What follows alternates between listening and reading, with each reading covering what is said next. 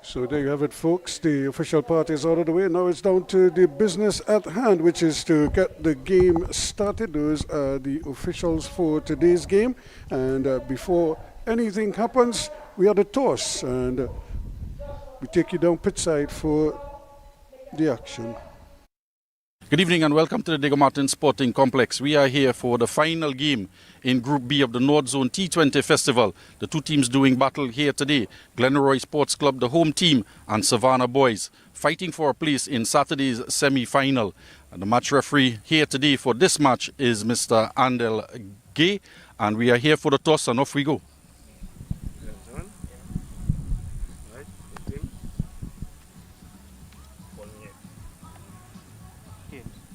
Tails is the call. Numbers.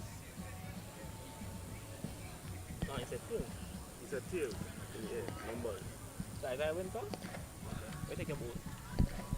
So we just have a quick word with Kenroy, winning the toss, upping to ball first. No surprises there. It's all to win. You're looking to chase, so you want them to set a total and you chase it down. Right.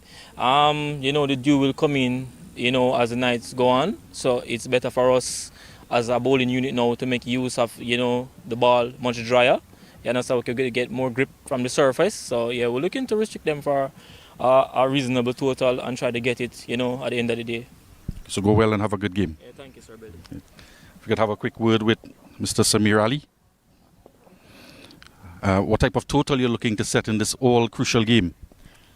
Well, with the look at the wicket, I'm looking at 180 to 200 plus.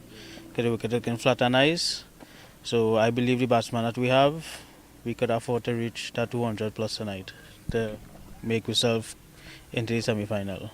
Okay, go well and have a good game. So that's the news from the toss. The GLENORA Sports Club have won the toss and opted to bowl first. Yeah. So there is just the situation here where we have GLENORA Sports winning the toss and opting to field first. No surprise there. And it's really now a question of them taking care of business here. And Billy, just say good evening to you again. As we look at the standings in this group, this game has serious implications to see who could actually top the group when it's all said and done. Yeah, good evening to all our viewers. Good evening to you, Ruskin Mark. And North side at the top of the table on 6.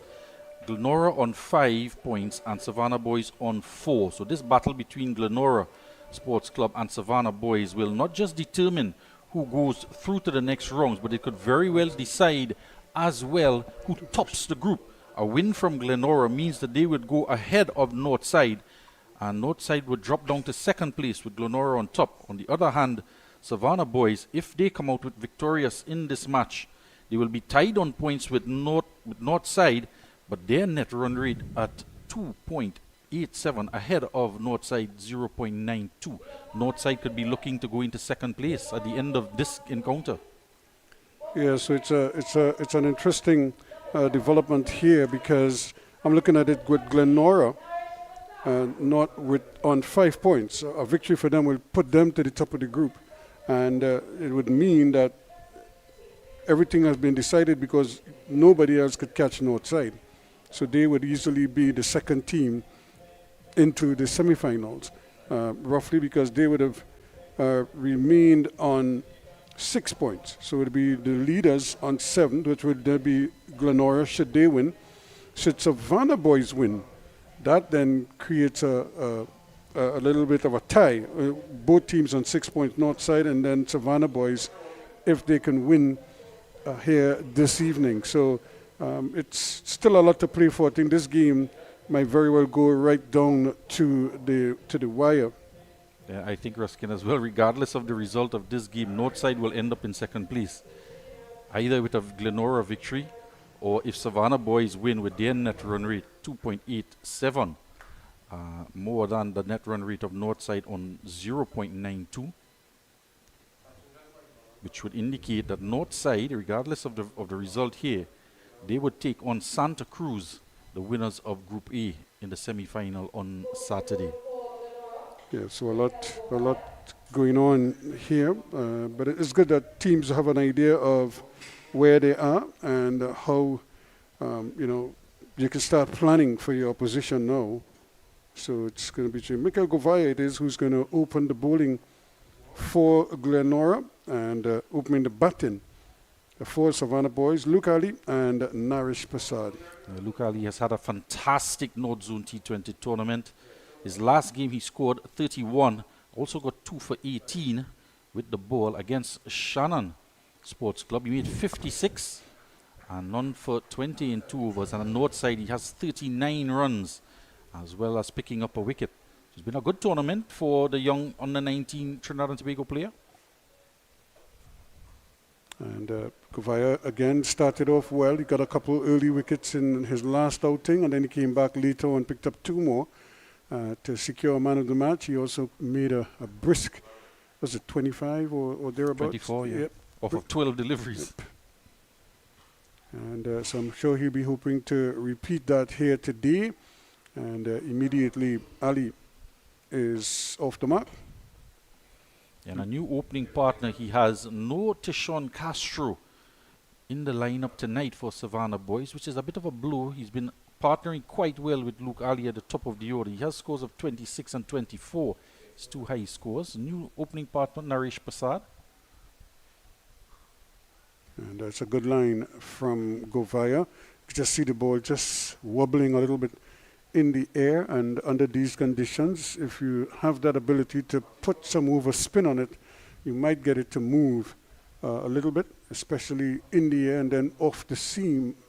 Here you see it again, ball just doing a little curl as he starts it on about leg stump, but then it straightens a bit more to middle and leg.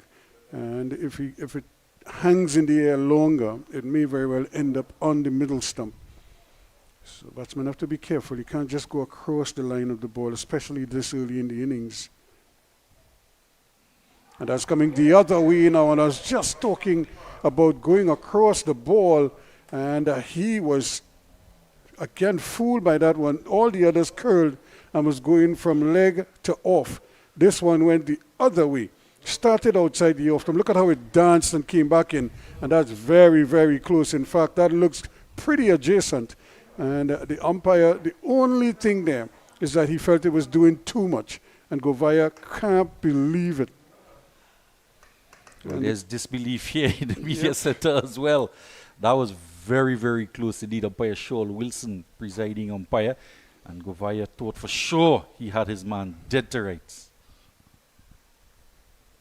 And again, but this time a little bounced and probably going down the leg side at this time. But what a first over that would be. Just a 1 run coming from it, 1 without loss. I think regardless who was at the strikers end facing up to those deliveries from Govaya would have found difficulty. This man is a CPL champion, And that you could clearly see why, producing 6 deliveries, almost virtually unplayable. An exceptional start from Mikhail Govaya, and he's going to have to keep that up as well, because this is a must-win game here for both teams, but in particular for his side, because he's a main weapon for the GLENORA Sports Club. Yes, it is, and you could just see Luke Ali having a word with Mikhail Govaya there, and both of them look bewildered at the moment. So it's just, you know, the nature of the game is really up to the umpire to make that decision, make that determination. And once they make a decision, and unless you have VR to be to check it out, then, or, you know, DRS, you basically at the whims and fancies of the umpires, and they're doing it in real time. They don't have the luxury of a replay. Yeah, and it's noteworthy as well to point out to our viewers that we are not directly behind the line that the umpire is. He is directly behind the line. We're a bit off to the side, even from this vantage point as well. We're not quite directly behind, and don't have a direct line of sight, stump to stump, as the case is. So Daniel Holder, who is another one of those bowlers who really come on nicely during the tournament, will be looking to keep the pressure on. Just a 1 run from the first over. And I'm sure he would like to emulate Govaya's first over and produce something special himself. And the only thing to say is that Luke Ali might have some experience batting up, facing up against Daniel Holder in the youth cricket, secondary schools, as well as the zonal competition, perhaps in trials for Trinidad and Tobago as well, the 2 under-19 youth players. And immediately he is pushing for a quick single, and a good delivery. Pitching up on this occasion is Holder, giving the ball time to probably swing. If there's any on offer, he will find out soon enough. Yes, certainly trying to get that shape, and he started it wide outside the off stump just to see how much the ball is going to move in the air, because you don't want to start it on the stumps and then you get sufficient swing to take it down the leg side, or even if you strike the batsman, it's heading down the leg side. So he starts it out wide outside the off stump first. And there's a shot, as you say, shot in the dark. Govaya comes across quickly, but because of the respect for his arm, they decide against going for a second run. Prasad there driving, only for the ball to probably come between his legs and come on down to that wide-ish mid-wicket position. He was at square leg. And that's a good shot. Punched away nicely for 4. And that was hit with tremendous power and timing as well. It went square of the wicket. The man is out at backward square on the boundary, and he had no chance to cut that out. It went dead square. And that's an excellent shot from Luke Ali, capitalizing on an over-pitch delivery here from Holt. And he's a very aggressive opening batsman, is Luke Ali. Yeah, just given too much width to work with there, and he cashed in. Interesting as well. It's not going to get any easier. This is a keen contest out there. Andy Alexander, the other bowler, Joshua Clark, and coupled with Govaya and Holder here. They're going to have to score for anything loose given to them, because they're not going to get too many. And again, pushing, looking to attack, and only on this occasion he can't get it through. And interesting as well, the lineups for the Savannah boys. No Adrian Ali. We already mentioned Tishon Castro is not in the lineup. Adrian Ali is out. But there's been an addition to the team, a man by the name of Jesse Bhutan. And what an addition that is. And you're asking for trouble there with that type of width. And it goes all the way for KFC maximum. Really too much width on offer there, and he used his pace against him, Luke Ali. Just got under it and helped it on its way. Yeah, that was savage from the young player. Given width and with the bounce, he just rides the bounce and up and under. It's not the first time he's played that shot, and he gets all of it, landing just beyond the boundary. So expensive over from Daniel Holder to start. 12 runs in the over so far. And again, he's still giving him width outside the off stump. And I think in his defense, he has a packed offside field. But 2 overs completed, and at the end of it, 14 without loss. Lion Brand brings you the perfect blend of tradition and convenience. From delicious pylori mix and versatile split peas powder to our easy-to-use fry-bake mix, baking powder, and self-rising flour, Lion Brand takes the guesswork out of cooking, making it simpler than ever to create those cherished family favorites. Taste the tradition, embrace the convenience. Find Lion Brand products at your favorite grocery store today. Lion Brand, the power behind our great taste traditions.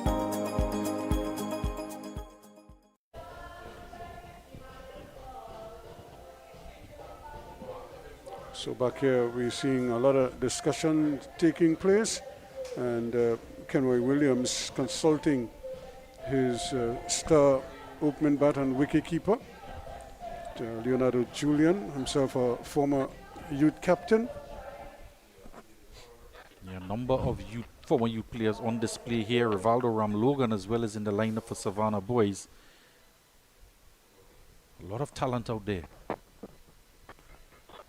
And again, Mikael Govaya trying to see if he could continue that miserly spell. That first over just cost him 1 run, and he could easily have had a wicket. In fact, on 2 occasions he came close. And again, they're going to pick him off for an easy single.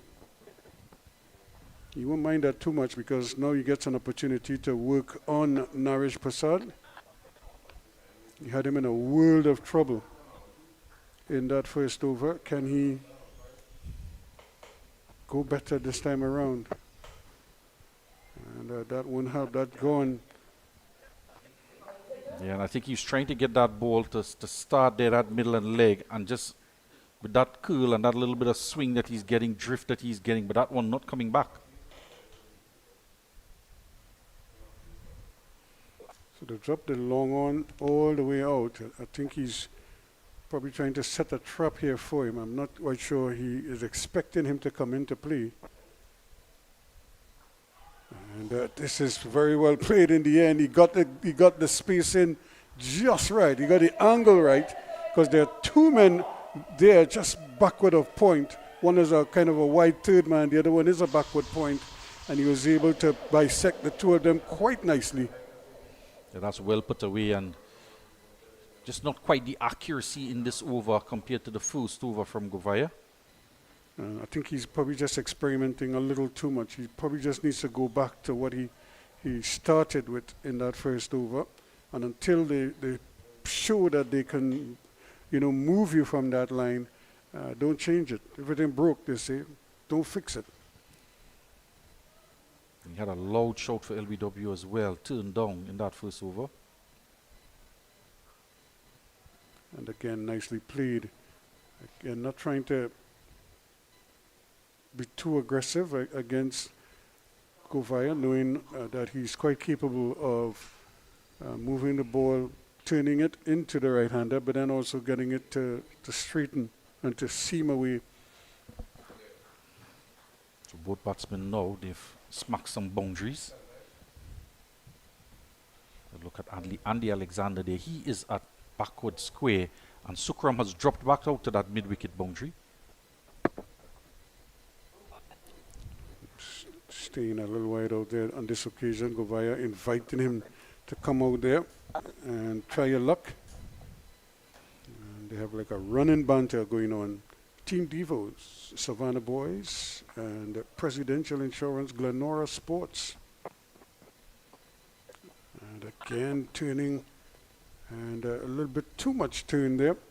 Can control it. Started it too close to that leg stump. You see the ability of Leonardo Julian as well with the gloves behind the stump. Good take down the leg side. And again, and like I said, he's going to pay a price for this one. They're going to get a couple. And but again, he's just seemed like he's just trying something every ball. and he's not lining up the deliveries very well. It's almost like if he was confusing himself there as to what he wanted to do. The end of over number 3, and at the end of it is 24 without loss. Yeah, just one boundary cut away behind point, but the wides in the over were the deliveries that would be concerning to Kenroy Williams, the captain. And too many variations, as you said, Ruskin. Wide outside the off stump and then down the leg side, so he didn't quite seem to settle on what line he wants to bowl. And we saw him bowl a peach of an off-spin delivery that started on the outside the off stump line, spun back in and struck Passad. And perhaps the umpire thought it was doing too much and was heading down the leg side. But that's the line you want to bowl with the off-spin deliveries. But with the one that he gets to drift away from the right-handers, you want to start it perhaps on a middle and off-stump line. So he's bowled 2 overs for 11 runs. It's going to be a bowling change. Now, when you consider he only got conceded 1 run in the first over, so 10 in the second over is expensive. yeah, and already Kenroy Williams has decided the first over of Holder that went for 13, he withdraws him from the attack. And the Alexander, 3 for 26 in his last game with the ball. And a good spell of bowling from him to pick up 3 wickets. And he's entrusting him to do a repair job here. 24 without loss. And 8 runs and over in the power play, 3 overs gone. Yeah, Alexander is going to be under some pressure here because apart from probably picking up wickets, they're going to ask him to also keep the runs down because they've been able to negotiate the 2 opening bowlers quite nicely so far. And there is that intent you could see there from Prasad wanting to get at him early. And we saw a lot of this in that spell where he took 3 for 26. A lot of changes of his pace, very slow delivery. Advancing down the track is Prasad to try and take him on early. First delivery, in fact, and playing and missing. And we saw that when he bowled in that spell. The batsmen were advancing down the track to meet him, and he just kept pushing it wider and wider of them. He's going to rely on Leonardo Julian behind the stumps there to probably keep up to the wicket and maybe keep the batsmen in the crease. And so Julian just adding some pressure to the batsman Prasad, who was looking to come down the track. And in danger of doing that and missing now, but Luke Ali is going to face up for the first time to Alexander. He's eyeing up the onside. Man out there in the deep. And couldn't put it away and got a real gift there. Probably surprised by it. He was looking on the onside where Govaya is at deep mid-wicket and perhaps trying to premeditate the shot. And when he was given that full toss outside the off-stump, couldn't put it away because he was looking for a delivery that he could tuck into the onside on length. Did not happen. And again, and a nice bit of fielding and limiting them to just the single. But that could so easily have gone through, except for the brilliance in the field from Sukram. Coming into the side and already busy in the outfield. He was on the boundary patrolling at deep mid-wicket. And the bowling was at the southern end. Now he's in the covers diving around. And again, a late decision, but an effective one in the end. He seemed to change his mind there when he realized that he wasn't to the pitch of the ball. And he just opted to just dab and run. So good cricket, keeping his eyes on the ball all the way. Initially looked like he wanted to launch, but there is a long on waiting for anything miscued out in the deep. And here again, reaching, but this time he's going to get it through. And he had to go after it wide outside the off stump. He did that well enough and picked up a boundary, 31 without loss after 4. Here at GMMB, love is the currency. And let's show you how we are able to transfer that energy into real conversations. What about the connection with you and your team members? It's top priority for me to have that clear understanding of who my team members are and building connections with them to ensure that they carry out the vision of what we are trying to achieve as a team. realizing opportunities for both the clients and ourselves. JMMB. It's banking for you.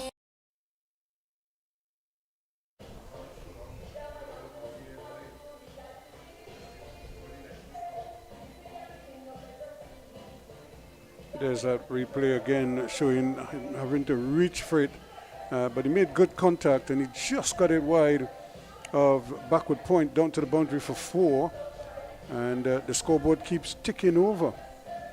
There's a man, Baliram, there, doesn't have the gloves today. Julian preferred to wicket keep in this match, and he found himself at backward point having to dive. Kenroy Williams, is it? Going to bring himself into the attack, the captain and leg spinner on this team. Wants to pull it back. Go via his 2 overs, went for 11. Had an immaculate first over, but the second over he bowled. Just 1 run he conceded in the first over, and his second over went for 10. So double change from the captain, Kenroy Williams, both ends. But Williams cannot afford to panic. Sometimes you just... But you have to read the game, and I suppose his instincts tells him that, these two are looking a little too comfortable at the moment, and maybe the spinning ball might actually be what is required. In the air, gone.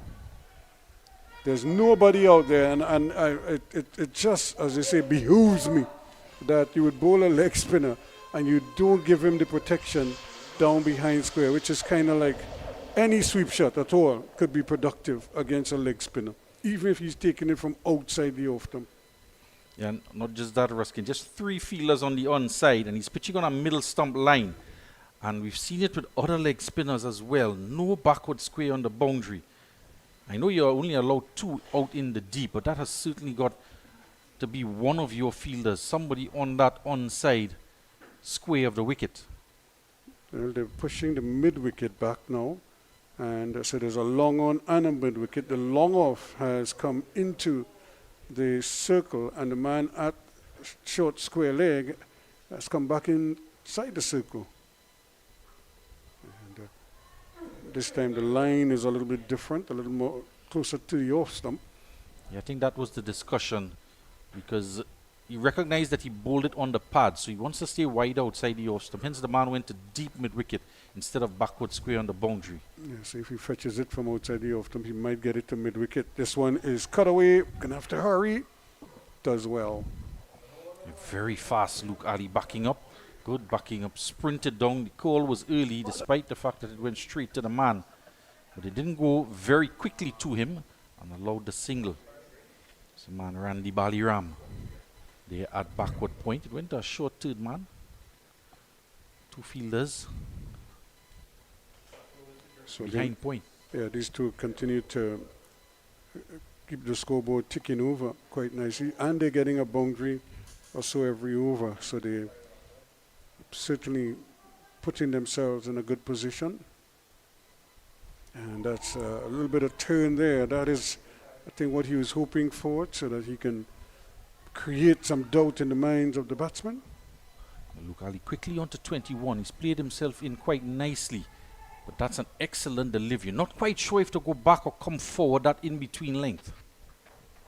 And again, having to reach for that one, and when I say reach down for it, but we kept a little bit low.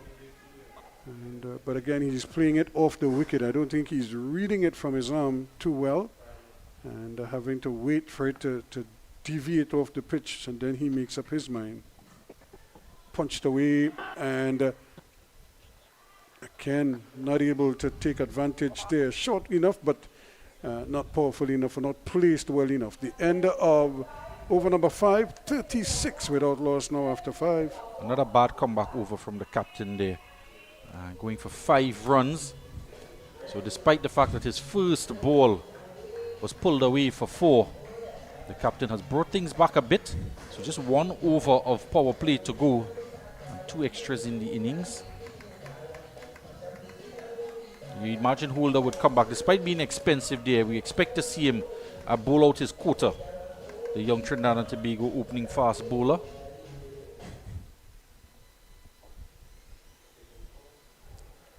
Well, it's going to be the experienced Andy Alexander who's going to continue. 7 runs came off his first over.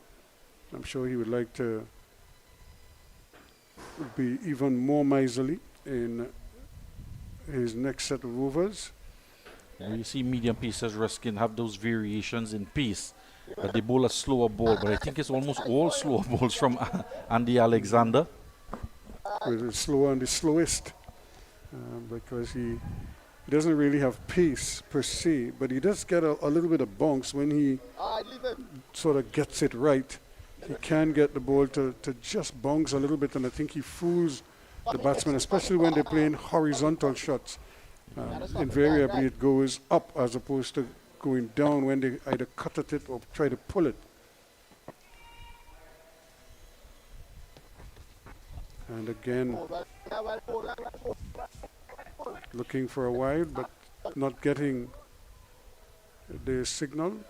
Very interesting things taking place out there in the middle. He's moved a man from short, fine leg, Mason, and put him at mid-wicket. It's a 6-3 field, and Govaya at mid-wicket is insisting that he go to square leg or behind square leg to cover. But Alexander is not having him. He wants him at deep mid-wicket. That's a good shot. That's what he was looking for. Once it's pitched up, he is going to give it the full bounty.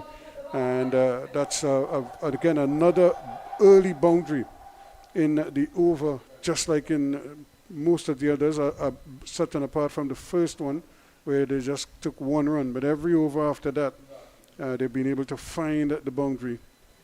And just asking his captain, Ken Roy Williams, who is at point, he's asking for a bit of a change. It's a 6-3 field, and that one was panked through the offside where they are 6 fielder, and he found a gap, Naresh Prasad. So not quite sure what the solution might be, because the fielder in the deep is at long on, and Govaya he's forward of square, in front of the umpire on the boundary. And again, it's going right through the legs of the man at point, not what the doctor ordered. In fact, that was the captain there, and the ball just squirted through his legs, right through the gate it went, and 4 more. That's the problem with captaincy. The field placing is on your mind. You don't have full concentration sometimes out there in the middle, because you're thinking about strategy, how to set the field, how to get a wicket. And he didn't get down, probably didn't anticipate the ball coming to him as well. And at times you can forgive the captain sometimes for a misfield. Yeah, you certainly don't complain. Yeah, but there's no excuse for not putting the weight. And he's bowled him right through the gate. And he yoked himself. He was trying to come forward. And that's one of the little subtle variations from Alexander. And he's picked up the important wicket that of Prasad, bowled neck and crop after conceding 2 boundaries to him. So he goes for 21. He got wickets in that manner. Bowled. He kept the balls wide outside the off-stump, and one delivery of the over, he comes in and tries to go full at the base of the stump, and that's exactly what he did there. Andy Alexander, when he picked up 3 for 26, that was his method of operation, and he's trying to repeat it here. It's an excellent comeback as well after being struck for 2 boundaries, one of which shouldn't have gone for 4, but he's come back nonetheless after back-to-back boundaries to pick up the wicket of Prasad, who went for 21. Prasad, who was entrusted to go up the order with the absence of Tishon Castro in this lineup, and he's not done too badly. And speaking of a man who's not done too badly with the bat, Jesse Bhutan makes his way out to the middle. I think it's the first time we're going to see him in the tournament.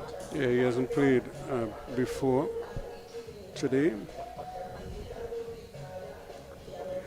Leonardo Julian is having a conversation with him. There is Bisoon, the off-spinner, just changing around the bails, having a word, suggesting perhaps how the pitch is playing or has been playing during the course of the tournament. But this is a very, very aggressive batsman, Jesse Bhutan. And he still has 2 deliveries in the power play. Yep, so it'll be interesting to see how he approaches the next 2 deliveries. Does he go hard at them, or does he just probably play on merit and wait till the field kind of spreads a little bit more, where he might be able to finesse his way to a good score. And our man looks like Bissoon is almost directly behind the wicketkeeper on the 30-yard ring. A very interesting field indeed. And immediately sets off. He's going to have to hurry, but good work again, despite quick reaction again from the captain. He can't prevent that single. And Alexander is not happy. He's saying there's no way they should be able to pinch a single there. Just squared the wicket on the offside, inside the circle, and they were able to comfortably get the single. It's the captain as well who's having to do the fielding. But Luke Ali, he's very, very fast between the wickets. And striking him on the pad, but again, just drifting down that leg side. I don't think too disappointed with a not out call. The end of the over, the end of the power play, 6 completed. It's 45 for 1. Blue Water's posse identified. Somebody pass blue water. Somebody bring blue water. Somebody get blue water. And we ready now. When you feeling hard, take a blue water spray. Take a blue water spray. In your school or home, take a blue water spray. When the bus run out, take a blue water spray. Party posse water. Working posse water. School children they water. Blue water spray. The fitness posse water. The office posse water.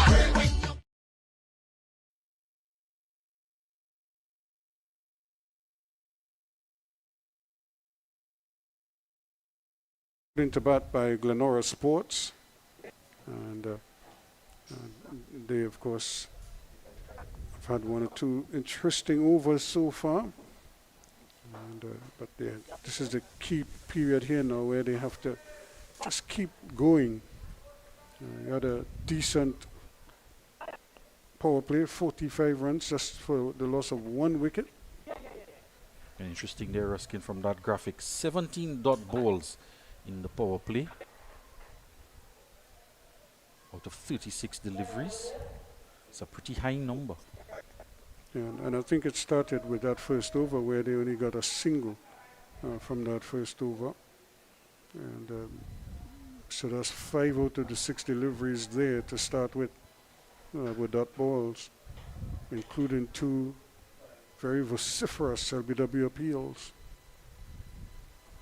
And again, the thinking, well, you're seeing what the intention is here, is to probably just push the ball and run. And what that does, you get everybody on their toes looking to charge in, and then you hit it past them.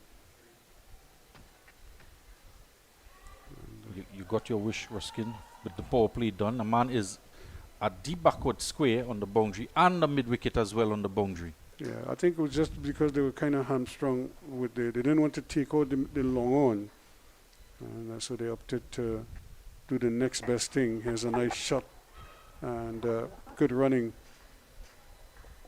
But again, the fielders who are at the edge of the circle, it cannot be that they take such a comfortable single on you. All the fielders at the edge of the circle must be attacking the ball, regardless of what position you're in, whether you're at backward point, third man, cover, mid-off, wherever. You have to attack the ball. And it's almost like you're just gifting them a single. And it's primarily because either you were caught napping or you just refused to run in and attack the ball. So it's something that I'm sure they will certainly have to look at and improve upon. This is a good over so far from Williams, who's come back nicely. He's playing back there, Luke Ali, to that delivery. Might have been forward to it. And some commentary out there in the middle from the GLENORA players.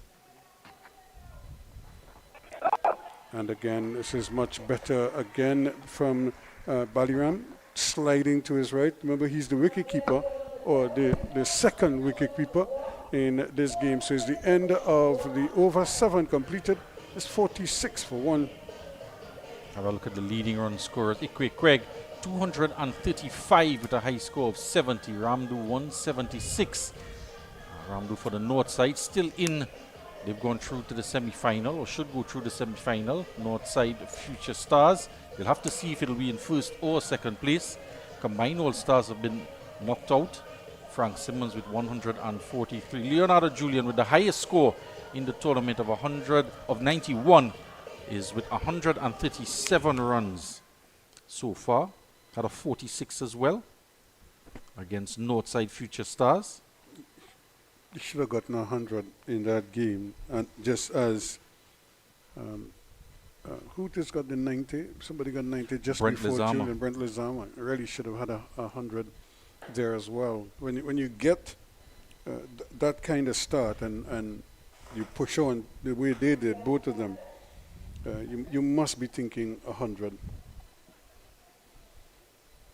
at all times. So it was a bit surprising that both of them failed to get over the line. So some changes in personnel happening in this Alexander over. He had a 6-3 field in the power play. Now has the opportunity to spread the field. So he has a short, fine leg, a deep square leg, deep mid wicket, long on, long off, and a sweeper on the offside. Alexander again just going past the outside edge, and Jesse Bhutan taking a while to get started here. I'm sure he would like to field something out the middle of the bat, but right now it's proving a little bit difficult for him to do so, especially in an aggressive tone. He's up against an experienced and wily customer, and again just pushing on down. They're going for two, and because of the way the field is spread on the onside, there is always that possibility of 2 runs, and more so especially when the bowler refuses to chase after the ball. I think Franklin Roos at mid-wicket, at extra cover, was telling him that you should have gone for that. He just puts up his hand in acknowledgement that he should have at least shadow it. And again, the line is shifted now towards the leg stump against Bhutan. And just getting picked off there. He went for 2 the previous delivery, another single there on the onside. He's also bowled faster deliveries to Bhutan. In fact, both batsmen, they just increased in pace a bit. But right up again, almost getting under the bat. In fact, he got under the bat. He just missed the off stump. That's the way he gets his wickets. Some wide outside the off stump, and then pitches one up very full on the stumps. Look at his eyes probably lit up a bit, and then realized too late that it was just dipping. It's like a sinker ball. It starts to die. Going after one outside the off stump. No wide signal, so this has been a pretty decent over again from Alexander. 1 for 19 as he looks to close off his 3rd over. Just one legal delivery left. 49 for 1 now as we look to wrap up over number 8.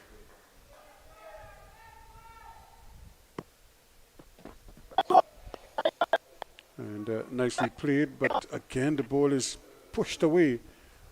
Really, he shuffled it past his own teammate, and they're able to get 2 in the end. So that would bring up the 50, 51 for 1 now after 8. When you want to get the inside information, you go to the real source, the team members. Let's hear what they're saying. One of the joys that I have is calling someone and telling them you have that approval. We want to know our clients. The attention that we give the client feels that warmth. We help you, the customer. We are here to help you, achieve your dreams. Clients succeeding, it has helped the bank to succeed. Lots of great information here. And yes, GMMB is a real bank.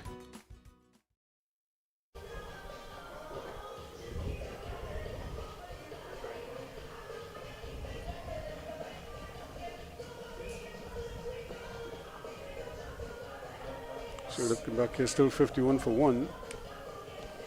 And Williams, it looks like, who's going to continue. He's not bowling badly at all.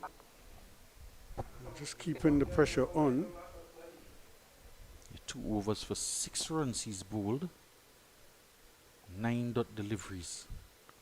So he's building pressure along with Alexander. And you feel this is about the stage where Bhutan is probably going to think he may have to do something. Maybe just try to get at him a little bit, get under him. Could be dangerous though. And here he goes, and that's gone. He's a big, powerful man, and he's not afraid to put bat to ball. KFC maximum. When you think that the bowling could be dangerous, he brings the danger, Jesse Bhutan. And it took a few deliveries to get acclimatized to conditions. If it's his first game out there, it's a night game as well. And seems to have settled down, grown in confidence, got the pace of the pitch. And he's looking to go, looking to accelerate now. Well, the vehicles parked on that side of the main pavilion, not safe. And that's the pickup of Mr. Patrick, manager of the team. He's parked in a danger zone. Bhutan eyeing up that area over extra cover, exactly where that vehicle is parked. And that's a spot when the leg spinner is bowling. Extra cover is certainly in the line of flight when it comes off the bat. And he's it hit the wicket keeper, and it might have just brushed the pad on the way through, but it hit Julian on his toe, it looks like, and now he's in pain. Oh, no. And it didn't go back onto the stump, so did it? He went right across it again, and that's dangerous. It's a faster delivery from Williams, coming out of the front of the hand, so he didn't make a lot of height, and he pushed it through. And I thought for a second it hit the off stump, and it was very, very close to that off stump. A good comeback delivery from the captain, Kenroy Williams, after being struck for a 6.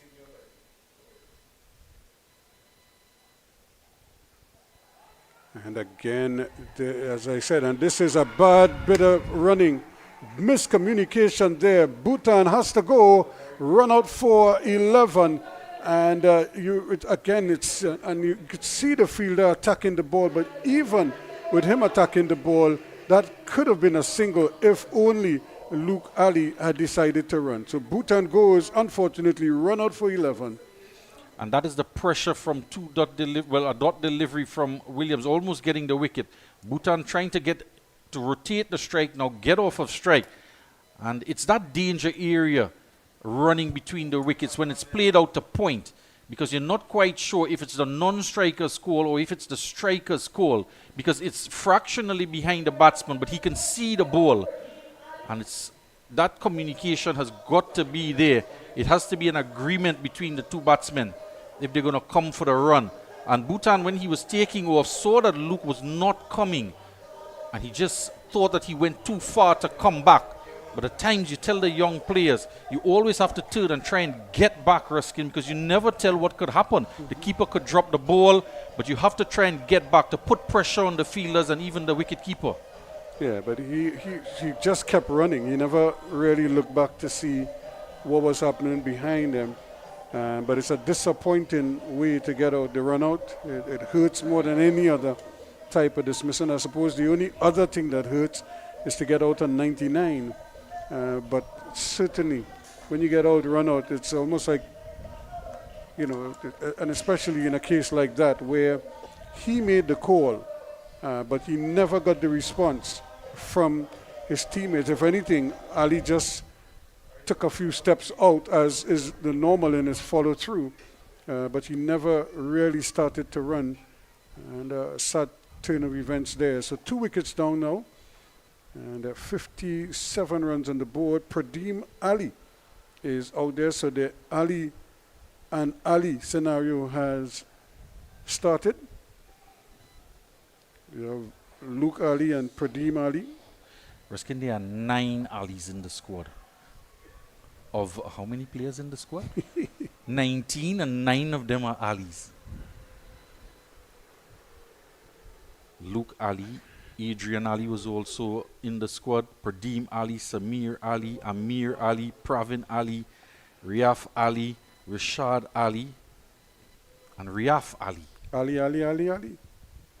Auction free. Here he goes, and this is nicely played. And immediately, Pradeem Ali is off the mark. Well, he was the captain in the other games, Ruskin, but was a bit tardy to this game. Couldn't quite make it on time for the toss. And Samir Ali was given the mantle of captaincy for this game.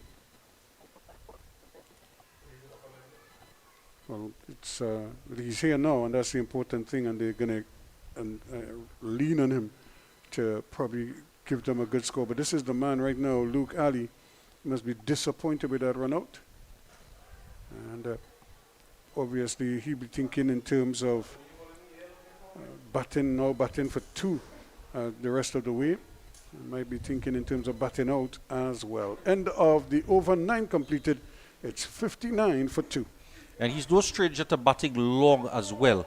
Although it's been in the SSCL or even in the zonal format, but he's a Trinidad and Tobago youth player. He's scored hundreds, and he can as well bat through the innings. He's carried his bat in a few games as well. But this is a different level of competition here. But he's no stranger to batting long, and he'll have to adjust how he plays his innings because he's a key batsman in this lineup for Savannah Boys. No Tishon Castro, who was his opening partners in the other 3 games. And now they've lost Jesse Bhutan, who's a big addition to the team. So he's going to have to just carry his weight here and probably, as you said, carry his bat as well, at least deep into the innings. Yeah, they're going to need him to he cannot afford to just allow the run out to affect him and then just give his hand away. If anything, it has to strengthen his resolve now and his determination to do even better. He's going to get another single quite comfortably. Again, Govaya working in the deep. And this is really the, how should I say, the chess game that is cricket. Because you know the batsmen are keen to get cracking. You have a new batsman at the crease, so if there's anything you want to get him on the strike early and to see if you could remove him before he actually settles. And that's exactly what he has here. A single off the first ball, so he could have probably 5 against him if required. You know, Ruskin, you mentioned that number 99, the to be out on 99. The number 99 for Savannah Boys is also missing from the lineup tonight. Varun Ramnarain. So also was a key player in games leading up to this encounter here against GLENORA. So they're missing a number of their players that have played the 3 games in the tournament. And he's gone right through him. Brilliantly done again from Andy Alexander. And Pradeem Ali makes that long, painful walk back, bowled the neck and crop for 1. And it's 60 for 3. And we mentioned he got 3 for 26 in 3 overs against Shannon. And this is the type of the deliveries that he uses to get his wickets. Full, very full, looking to hit the base of the stumps. And he has a second wicket out bowl. So his 2 strategies, wide outside the off stump, some slower deliveries, and then pitch it right up with some pace to get under the batsman. He was unlucky, beat Luke Ali as well with 1 that was wide outside the off stump. But not for the first time. We've seen him knock the middle stump out of the ground. Yeah, he has. And I'm not too fond of the celebration. Watch, there you go. They're swiping his bald head. And I don't understand why. It's not like he's wearing a helmet. they just rub the head. It's to indicate it's a clean bowl. Well, they're going to take the break, the innings break right now, and the players are going to get a chance to refresh themselves. And so we're going to take a breather as well. 60 for 3 now, 9.3 overs gone. Blue water's posse identified. Somebody pass blue water. Somebody bring blue water. Somebody get blue water. And we ready now. When you feeling hard, take up the water spray. Take up the water spray. In your school or house, take up the water spray. When the bus run out, take up the water spray. Party posse water. Working posse water. School children they water. Blue water spray. The fitness posse water. The office posse water. at GMMB, love is the currency. And let's show you how we are able to transfer that energy into real conversations. What about the connection with you and your team members? It's top priority for me to have that clear understanding of who my team members are and building connections with them to ensure that they carry out the vision of what we are trying to achieve as a team, realizing opportunities for both the clients and ourselves. JMMB. It's banking for you.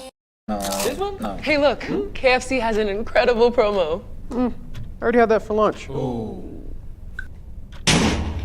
Crunch whoever isn't on board. Order KFC's Mega 6 Bucket for only $115.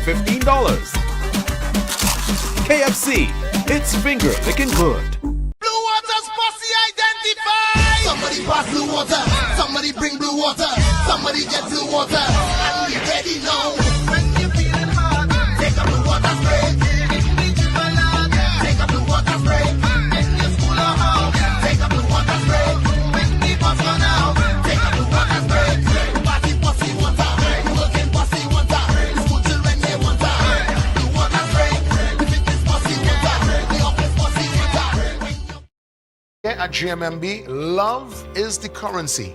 And let's show you how we are able to transfer that energy into real conversations. How important is it for the client to be recognized and not to feel invisible, to feel like just a number? At GMMB, everybody is seen as an ideal, important client. And we give everybody the same level of respect, the same level of acknowledgement, and we deal with you to suit based on Blue Water's posse identified. Somebody pass blue water.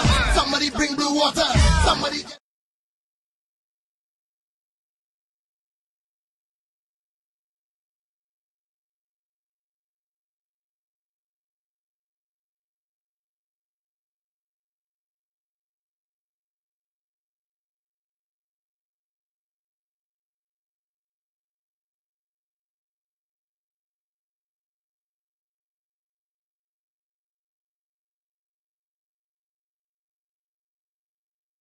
At the crease, Captain for a day, Samir Ali, taking over from Pradeem Ali, and his new partner is Luke Ali.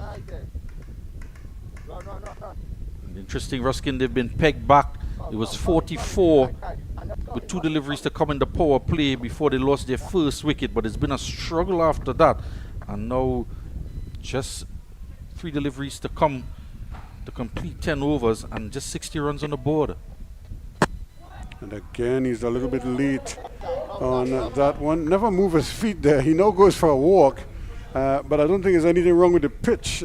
It might help if you just move into line and try and pick up the line of the ball, but he just kind of tried to play from his batting stance and couldn't get delivery just outside the off stump. And look at his signal. Maybe he's going for that Yorker again. Right up to him, and they decide against trying for a quick single. And that's more like it. You could see the fielders on the offside closing in quickly, trying to deny them that single. Yeah, they're on top now, so you'll just see the energy in the field from all, especially close into the bat. But there's the 2 types of deliveries we've seen from him, Ruskin. Slow and wide outside the off stump, and then one dipping Yorker.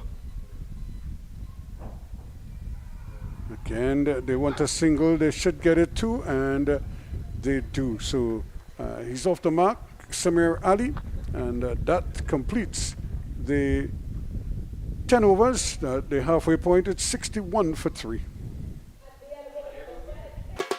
Having that family lime at home, that cookout by the river, or you're just feeling to bubble up on? Then Cans Poultry and Meats Limited has got you covered for all your meaty needs. Whether it be chicken, beef, steak, lamb, or even seafood, check Cans. They even have seasoning and condiments to complement your dish. So if you're looking for top quality meats at prices that wouldn't bust your pocket, then come on in to Cans today at any of their convenient locations.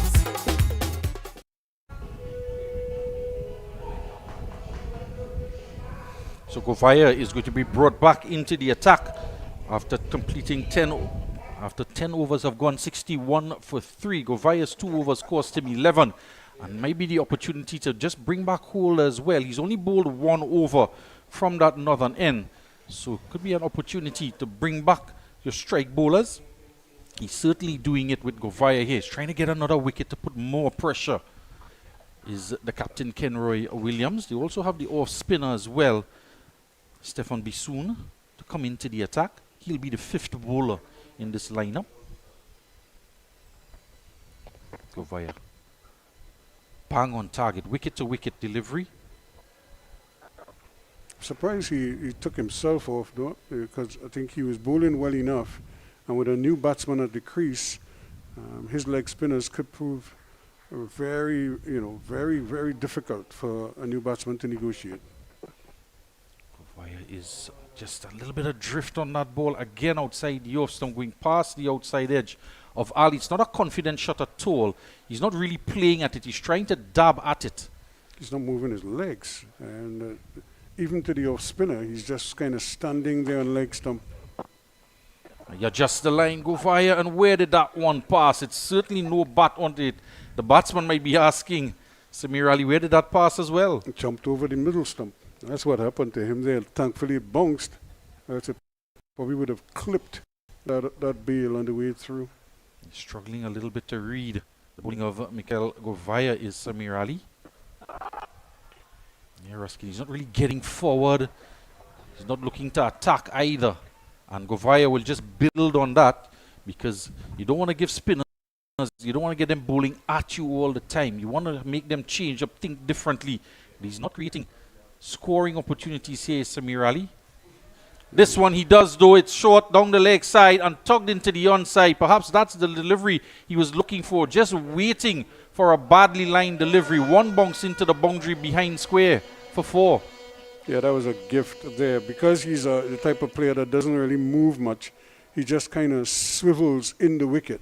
And with that delivery, starting leg stump and going down the leg side, and was short enough. All he had to do was swivel in the wicket and swing. And the man at backward square is fairly square. He's not really backward so much.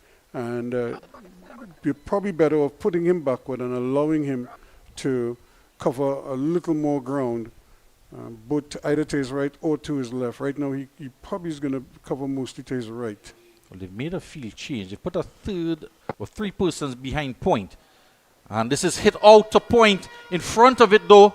And it's a gap created because they moved the man from cover point to behind the point to put 3 fielders in that point region, creating a gap between deep cover and backward point, and he just smoked it down the boundary for 4. Ruskin, look at this shot here, and look at the gap on the offside. Yeah, it's very well played, and he didn't have to go very far. It was a full-length delivery, and as Govaya was pitching up to him, and all he had to do was lean on it and placed it more than really hammering it. But he got back-to-back boundaries here, so for an over that was looking potentially like a maiden, all of a sudden ended up with 8 runs coming from it. Yeah, he had Samir Ali in all sorts of trouble for 4 deliveries, and then all of a sudden short and wide down the leg side, and a gift to relieve the pressure, and then followed it up short and wide outside the off stump. And you know that ball was going to go outside the off stump because of the field setting that was made and the adjustment that was made on the offside, but created a bit of a gap and exploited by Samir Ali, who goes on to 9 now off of 9 deliveries. Luke Ali is there on 25, and 11 overs gone, 69 for 3, and a bit of a comeback here now from the Savannah boys, much needed if they want to try and produce a total that they will be comfortable trying to defend against this GLENORA outfit. Joshua Clark is going to pick up the attack. Yeah, this is the other bowler, Ruskin. He's quite sharp, Joshua Clark. So it's not Holder that they're going to bring back. But back to your point about Kenroy Williams, 3 overs for 14 runs. And not for the first time we've seen him bowl 3 overs and take himself off, not completing his full quota. Well, he's probably just playing the percentages here. And if any one of his other key bowlers might run into some problems, he could probably come back and maybe tighten up a little bit. But it's risky business. Clark pitches up, and Baliram is there covering at point. Can't get a run. Start of the 12th over now. Ali on 25. And again, they persist with that field on the onside that is wide open on the onside. You could just drop and run. And you might even get 2 if you're lucky. So Luke Ali, his strike rate has just dropped under 100. He's advancing down the track. Tugs this one down to long on. Hole there is there. But he's looking to create something against Joshua Clark. He's not going to allow him to bowl at him. He wants to increase his scoring rate. 70 for 3 now. Yeah, again, you see so many batsmen in the modern game liking themselves walking into the bowler and pulling it. But when you're up against a bowler of Clark's pace, that is risky business. Samir Ali on strike. Short, and it's hit him. Tried to pull, couldn't get out of the way, didn't get any bat onto it. Just wondering where exactly did it strike him. The umpire is going to come down and have a word with him. Umpire Mohammed Jaipur, just staying sure to check on the batsman, to check on the captain, Samir Ali. Well, you could see him. He's trying to indicate that he's okay. He's doing a little bit of gardening. And, he seems as if he's okay. But it's probably good for them to just give him a little time. The ball hit probably the top of the bat or the arm and then onto the helmet. As he was trying to pull it, nowhere near it. And immediately you could see him trying to fix the helmet. So it must have been a scary moment for him there when you see the ball climbing and getting big on you. And you know that the bat is not coming through in time. And Joshua Clark is quite sharp. And he likes to dig some balls in short, and majority of his deliveries are back of a length. And they seem to be calling or indicating for something in the stands. I wonder if he's just calling for a helmet or so, but the umpire was just looking with the batsman into the dugout area to see if somebody was coming out with any type of treatment or so. I'm surprised they never came out and do the normal protocol thing. How many fingers? And if he shouldn't ask the umpire, he might show him one. He'll have to go. Clark, follow-up delivery, short again, but this time not on the body line, outside the off stump, playing a miss. And you look at him again, he's not in position. He's just standing there and playing almost from his batting stance. There's no real movement of the feet, and even his head is not in line. He's just staying sort of the onside of the ball most times. And that's why the one that struck him, it was in line with his body. And because he doesn't move his body, doesn't move to the inside, to get inside the line, he's vulnerable to the short ball. So I won't be surprised if Clark feeds him another short ball, and I'm almost certain he's going to pull at it. Whether he controls it or not is left to be seen. She made an adjustment to the field as well. The captain, this one's outside the off stump. Diving take by Julian. Kept very low, and it moved after pitching because again he's playing and he's not anywhere near behind the line of the ball. That seems very alien to him in terms of getting behind the line.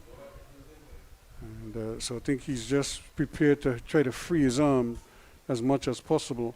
And if he puts one on the stump, it's going to be interesting to see how he adapts to it. A signal from the wicketkeeper Julian as Clark comes in, and it's a good length delivery. He's throwing the kitchen sink at it. And such is the pace of Clark, the momentum through the crease as well, and how that follow through all the way down to the batsman. He wants to get under his grill per se. 70 for 3, 12 overs gone. Truth be told, here at GMMB, love is the currency. And let's show you how we are able to transfer that energy into real conversations. It seems to me there's a power in listening. It seems like that is a part of the mandate. Of course. We need to listen to our clients. We need to hear what they need. We need to hear that they are satisfied, they are loved, they are feeling that GMMB culture. GMMB. It's banking for real. Back to live action here. And a very interesting game developing here. Luke Ali is not out on 26. Naresh Prasad gone for 21. Jesse Bhutan brought into the team and he was run out for 11. And Pradeem Ali was bowled by Andy Alexander for 1. Samir Ali is partnering with Luke Ali to try and rebuild and try to get this total to something that can challenge the GLENORA Sports Club. And Holder is back switching ends. So we were mentioning him and was wondering if he was going to get an opportunity to come back and bowl and when he was going to get the opportunity. So just a 1 over from Govaya that went for a few runs, back-to-back boundaries at the end of the Govaya over. 13 runs he conceded in his first over. Daniel Holder, second over of the match he bowled to Luke Ali. And he's hitting it down the ground and it's wide of Mason, who does well to come around from long off. Yeah, that's bad running. To only get a single out of that is, it's certainly, especially for a team that is, the innings is stalling a little bit now. You have to push for 2 runs there because the man at long off had to come almost to like an extra cover, deep extra cover position to his left to receive the ball and then get his body in position to throw it with his right arm. So he had to come across his body to throw it. All of those factors screaming 2 runs. Holder is left arm over and hit in the air, and the man settling under it at long on takes the catch. Looks like Govaya out there. Yes, it is. And Samir Ali, who was struck in the helmet in the previous over from Clark, is going to have to go for 9. An easy catch in the deep for the likes of Mikael Govaya. And Holder, coming back after his first over, went for 13. Picks up a wicket in his second ball of his second over. It is. It was always on the cards. He never looked settled, even before he got struck, and probably more so after he got struck. Because think about it. In that previous over, when he got hit, there was a single off the first ball of that over. And then the next 5 were dot balls. So he couldn't get the innings moving. And then to compound the situation, the first ball of this over went for a single when it should have been 2 comfortably. So he really shouldn't be facing that second ball of the over. And lo and behold, with no time in and no momentum at all, he just skied 1. So I suppose when they sit and they discuss, what happened, when they do a post-mortem, you will see areas where they kind of shot themselves in the foot just by decisions that they made or didn't make. It could be the difference between a win or a loss, or a big score and a low score. Then he had knocks of 8 not out, 28 against Shannon Sports Club and 11 against Northside. But it seems as though he was reluctant to come back for that second run because he wanted the strike to try and score quickly to accelerate the innings. And Luke Ali has been a young player out there in the middle. He's going to be sprinting up and down. So the opportunity would have been for Luke to come back. He would have been eager to come back for 2, especially as the shot was played off of his bat. Yeah, he looked disappointed when he realized that his partner wasn't even interested in a second run. So it's going to be Rivaldo Ramlogan, who is at the crease now. So another new batsman to join Luke Ali. And ironically, Ali also is struggling to get going. Holder. These 2 batsmen out there, 2 youth players, Rivaldo Ramlogan, former Trinidad and Tobago under 19 fast bowler and all-rounder as well. They both play for the same club, Marching Patriots. So they'll be very familiar to bat together, running between the wickets. And they'll be very quick between the wickets as well. Ramlogan already off the mark, 72 for 4. Yeah, it's pressure on Ali now to keep the innings together and also do the scoring. He's backing away, stroking it out to the captain, Williams, who is now at point. We've seen a change in personnel. Joshua Clark was in that fielding position, but he's bowling from the opposite end, so he's been sent down to fine leg. And the captain himself, who was on the ball previously from the Daniel Holder end, has put himself at backward point. Yeah, and Holder does have decent variety, so not all the deliveries are at the same pace. Wide outside the off stump, and this time it's played to Baliram. Squeezed out to him who's at short third man. And the ball has certainly followed him during the course of this innings. Knocks it down, and they still get a single nonetheless. And these two, they're going to run now. Ruskin, they're going to have to run for almost everything now. Yeah. If they're firstly trying to get to 100. Well, and they should not have gotten a single there. He seemed to have it covered, and it just sort of squirted under his arms. Logan on one, just got to the crease. Times it well. Out to Alexander, who is sweeping. Luke Ali's looking to come back for two. Just putting pressure on the fielder out in the deep. But Alexander holds his nerve, gets the throw back in. The end of the 13th over, 74 for 4. A good look at the contingent. A young Salim Khan here in the background behind Nigel Patrick, who's in the foreground. And another youth player is not getting a game here because one youth player allowed. It's Luke Ali, who's in the lineup. Salim Khan, also opening batsman for the Trinidad and Tobago under-19 team. Just completed the regional series here in Trinidad. Had a good season with the bat. Salim Khan. Look at the partnerships there, Ruskin. After the opening partnership of 44, they've really fallen away.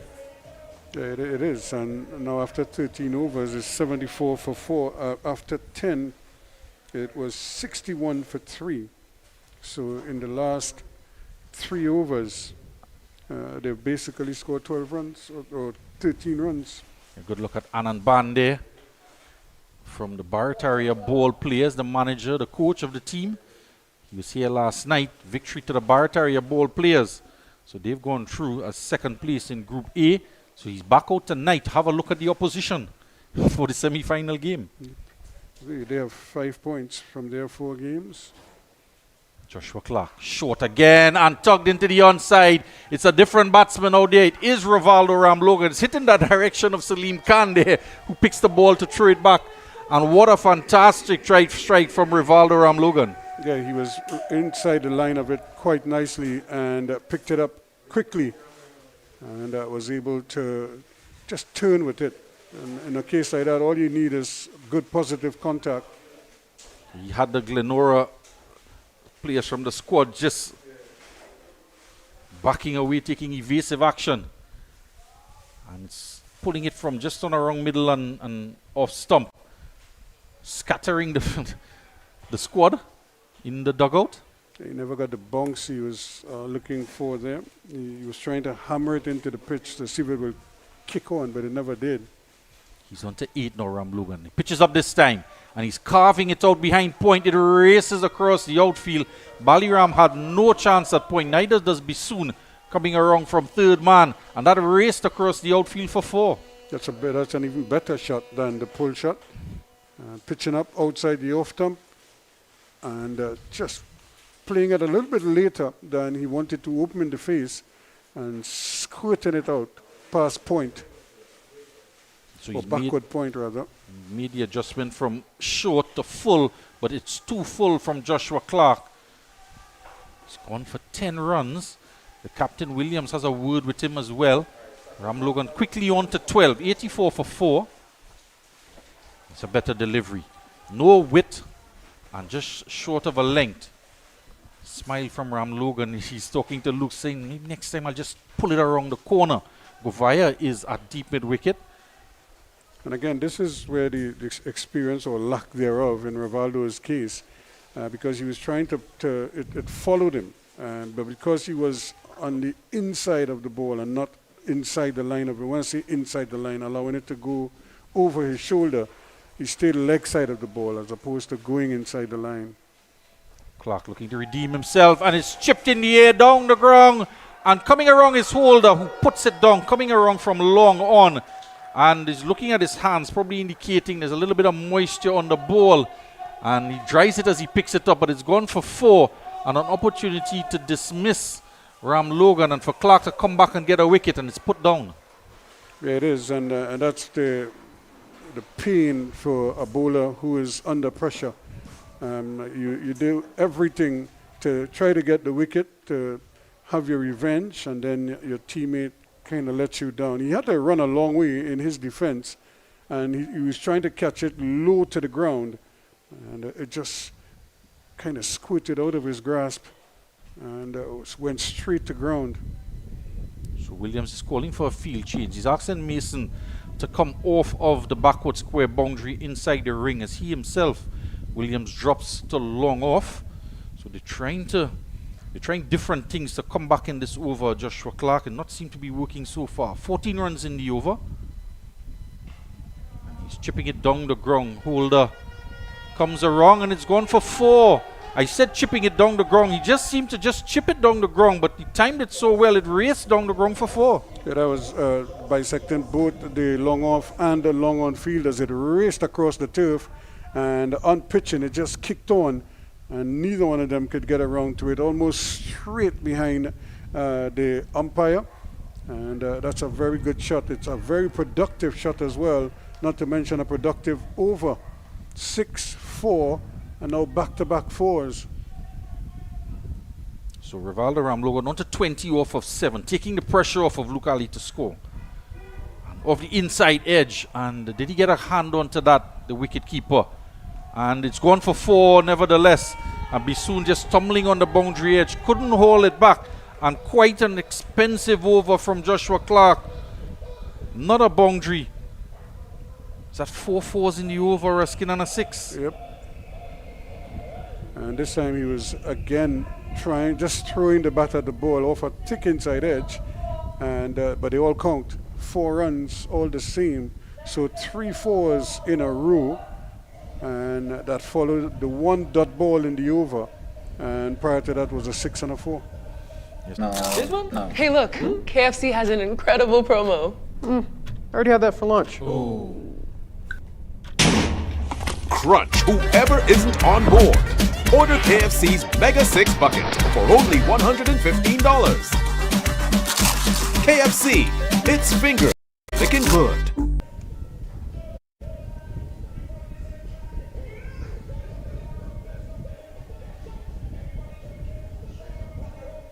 Three 4s at the back end of the over, off of the bat of Rivaldo Ramlogan, and there was a 6 and 4 at the start of the over, separated by a dot ball.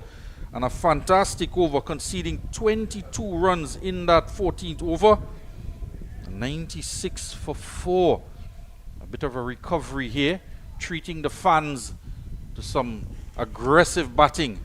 And to some goodies as well. You talk about treating the fans. We just saw what is that chicken and chips that she was just hand delivering there. A couple changes of personnel out in the middle. Brandon Ramsuner is on the field as Baliram just goes off, and Govaya is standing next to the umpire, so he's going to come on to bowl his final over, his 4th over. He's conceded 19, and a projected score now, it's getting better, 137. And Luke Ali didn't face a delivery in that Clark over. He's on 28 off of 31. He wouldn't have minded either, although one was struck straight back in his direction. 15th over commences. And he pushes into the onside. Are they going to come for 2? The new man on the field is giving chase, and he can't prevent them from coming back for 2 runs. And you know, Ruskin, when you're coming off from the dugout as a substitute fielder, you're not limbered up, you're not stretched. And he was stretched there, Brandon Ramsuner. Couldn't prevent them coming for 2. Plus he's left-handed and he had to run to his right. He had sort of ran around the ball.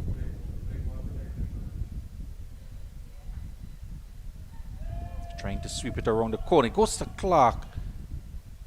And not for the first time. We've seen them take singles to him regularly inside the ring, and he's not even trying to, you know, get a quick throw to throw the stumps down. And they come through for an easy run. 99 for 4.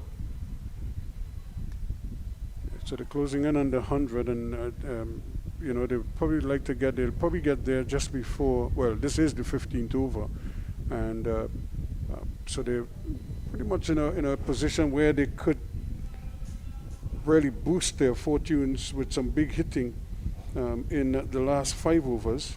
They get 60 runs or so. That could make life very interesting.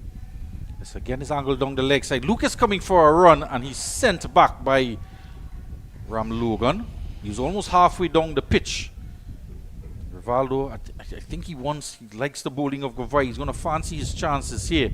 There's been a change up in the field. The two are going to communicate with each other, the batsmen out in the middle, Ram Logan and Ali. It did mention that they play for the same Premiership team, but he was coming Ruskin there and then he's just stopped.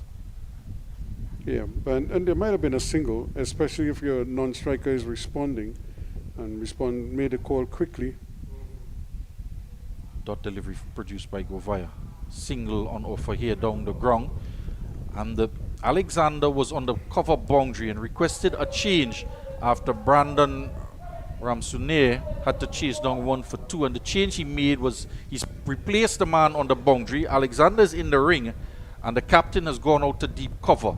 So a faster man patrolling the boundary on the offside. They go for 1. And this is Kenroy Williams. And look how quick he was to the ball. And if you're that quick, Ruskin, you know, just put it in the batsman's mind that you cannot get 2. And even as he misfielded there, they couldn't come back for the second because they've already made up their mind not to get 2. Well, the 100 is on the board. And but again, this is, you want to take advantage of any blunders like this here. And even though there's a fielder backing up, he's not even in the shot here. So they're missing out on a couple additional runs. Last ball of the over. It's angled on the pads, sent back by Ali. And they can't get a run. 15 overs gone, 100 up in that over, 101 for 4. It's a good comeback over after the Joshua Clark over. Baliram comes back out onto the field, this time carrying the helmet for Leonardo Julian. And we haven't seen Bisoon with the ball yet. 5 overs left in the innings. Not sure he might get an opportunity to bowl. And if he does, he certainly wouldn't bowl out. Luke Ali remains there, so I think he has kind of resigned himself to batting through the innings. And so he has definitely kind of taken a step back. He's just picking up 1s and 2s where possible. But he hasn't really been able to get the ball away as easily as he was earlier in the innings. And so it's a kind of a different approach from him. And he's allowing his teammates to do the heavy lifting. Look at Ram Logan. From 11 deliveries, he's on to 25. A very interesting development here After happening that one big because over.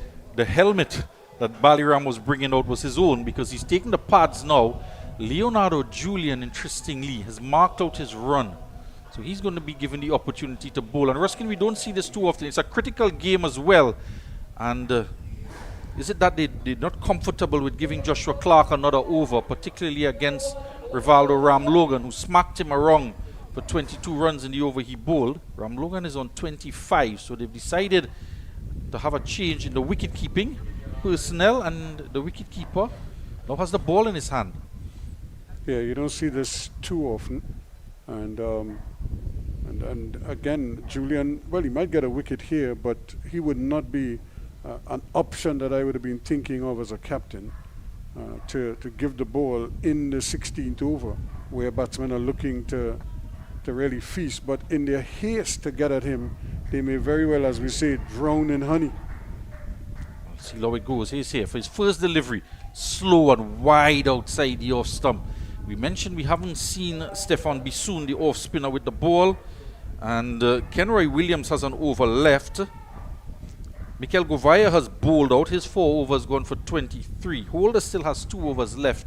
1 for 17 he has. So it's a bit of an experimentation here. So it's even wider outside the off stump. There's Nigel Patrick just laughing.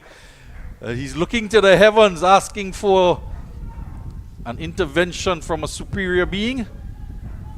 I'm not sure if it was his suggestion to make the change in the wicket keeping and to bring the man on to bowl. It's a faster delivery, a better delivery. And Franklin Roos is out there at extra cover on the 30-yard. They get a single. And the innings of Luke Ali, he's on 32 from 35. Now, he was very aggressive early on, But with the loss of 2 quick wickets, he's had to change his approach. And he's had to wait until he could find a partner to be aggressive. And Ram Logan is very aggressive because he's smacking this one down the ground over the head of long off for KFC maximum. So Luke Ali just giving strike to Ram Logan, and he's using the opportunity, Ram Logan, to try and accelerate the scoring rate. Yeah, again, it's a little bit perplexing, this decision here. And like I said, it could work, but it could also backfire spectacularly on them. And this is why. Because that was really a half volley right in the slot there, and all he had to do was make good contact and cash in. So one expensive bowler is replaced by another, and they've lost the ball as well. Seems to have gone through the fence because the umpire, Andel Gay, is coming out with the box of balls. 110 for 4, and we're in the 16 over. And the projected score now just goes up to 143. Yeah, that's 9 off the over already. And he still has 4 legal deliveries. Yeah, so very interesting decision. They did have options. Holder has 2 left. So if we look at the remaining overs, they needed to get 5 overs in. Holder having 2, Kenroy Williams having 1, and they could have used Joshua Clark again. They decided not to, but you never know, Ruskin. The off spinner might just have come in and produced that type of wicket-taking delivery to peg back the Savannah boys. Stefan Bissoon not given the ball. Yeah, so they really now have to be very careful here how they go the rest of this over. Like I said, they have 4 legal deliveries. You've already conceded 9, and you know, you're not sure if he could consistently keep the ball on the track. So he could spray it about a bit. He has already produced 2 wides, and now you could try to overcompensate and probably go wide the other way now, outside the legs. So he's changing up the field, Julian, and he's into the legs, squirted out by Ram Logan. It's Govaya out at mid-wicket on the bounce, couple bounces in fact. Thought he was a little bit slow to get it because we've been so accustomed to seeing the pace and agility of Govaya in the outfield. But this occasion, the batsmen do get 2 runs. 33 Ram Logan goes on to. Well, again, it's his custom to try to bait the batsman into attempting a second run, or at least attempting a run. And so he's really trusting his arm, but he got beaten that time. Ram Logan this time is sitting over the head of a ducking Luke Ali. Quickly gets down to Holder. Long on. So 3 runs off of the bat of Ram Logan. Takes him to 34, 2 and a 1. To bring Ali back on strike, who's on 32 off 35.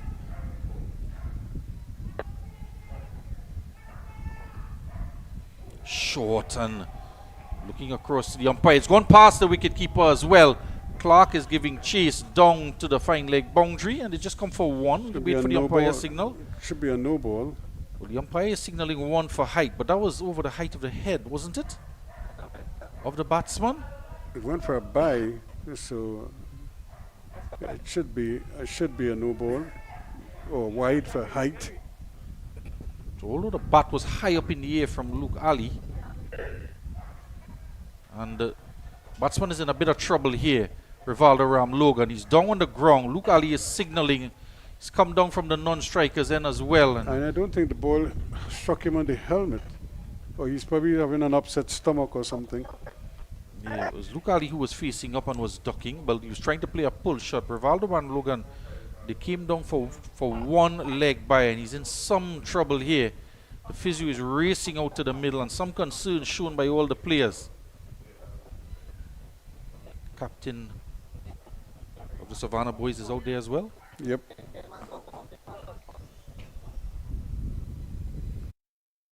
Here at GMMB, love is the currency.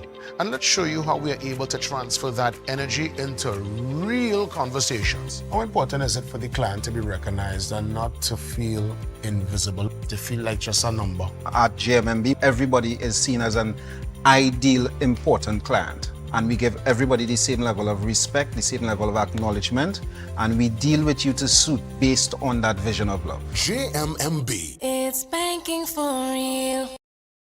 Blue Water's posse identity. identify. Somebody pass blue water. Somebody bring blue water. Somebody get blue water. And we ready now. When you feeling hard, take a blue water spray. Take a blue water spray. In your school or house, take a blue water spray.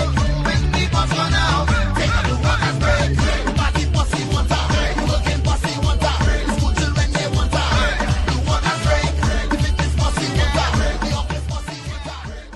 Lion Brand brings you the perfect blend of tradition and convenience. From delicious Pelori mix and versatile split peas powder to our easy-to-use fry-bake mix, baking powder, and self-rising flour, Lion Brand takes the guesswork out of cooking, making it simpler than ever to create those cherished family favorites. Taste the tradition, embrace the convenience. Find Lion Brand products at your favorite grocery store today.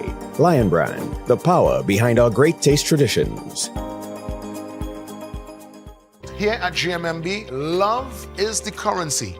And let's show you how we are able to transfer that energy into real conversation. What about the connection with you and your team members? It's top priority for me to have that clear understanding of who my team members are and building connections with them to ensure that they carry out the vision of what we are trying to achieve as a team, realizing opportunities for both the clients and ourselves. GMMB. It's banking for real.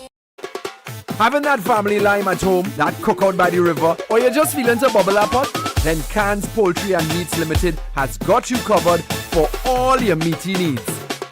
Whether it be chicken, beef, steak, lamb, or even seafood, check Cans. They even have seasoning and condiments to complement your dish. So if you're looking for top quality meats at prices that wouldn't bust your pocket, then come on in to Cans today at any of their convenient locations.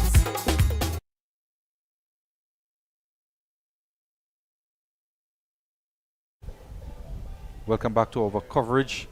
And Rivaldo Logan just going down with an injury. He's been carried off the field.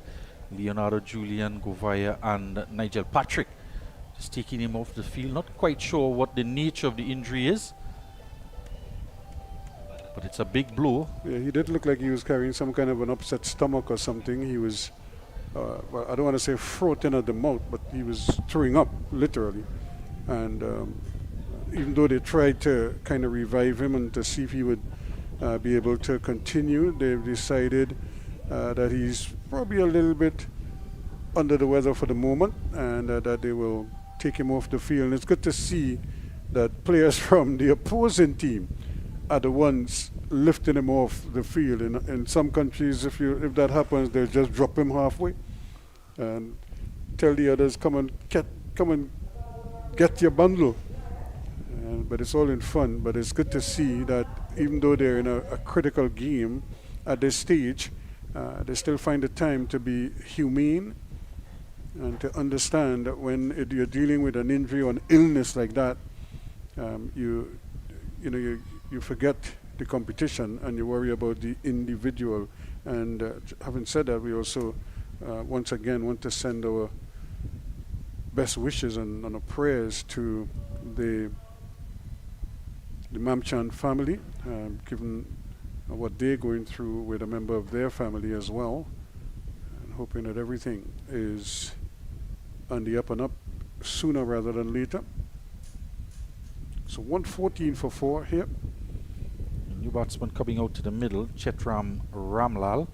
And I just wonder how many, what is the reserve staff of the Savannah boys, because it was the captain as well, Samir Ali, who was struck on the helmet. They were looking at the dugout. No one came out to attend to him. He was the man out on the field when Ram Logan was injured. And they're missing quite a few personnel who's not here. And even the regular captain, Pradeem Ali, he was a late entry into the team, and Samir Ali just took over the mantle of captaincy. But we're set to resume here. We're in one delivery to come in the 16th over. Leonardo Julian, in the meantime, was brought into the attack and was smacked around after a couple wide deliveries. So he gets off the mark immediately, does Ramlal. 114 for 4. 115 for 4 now after 16.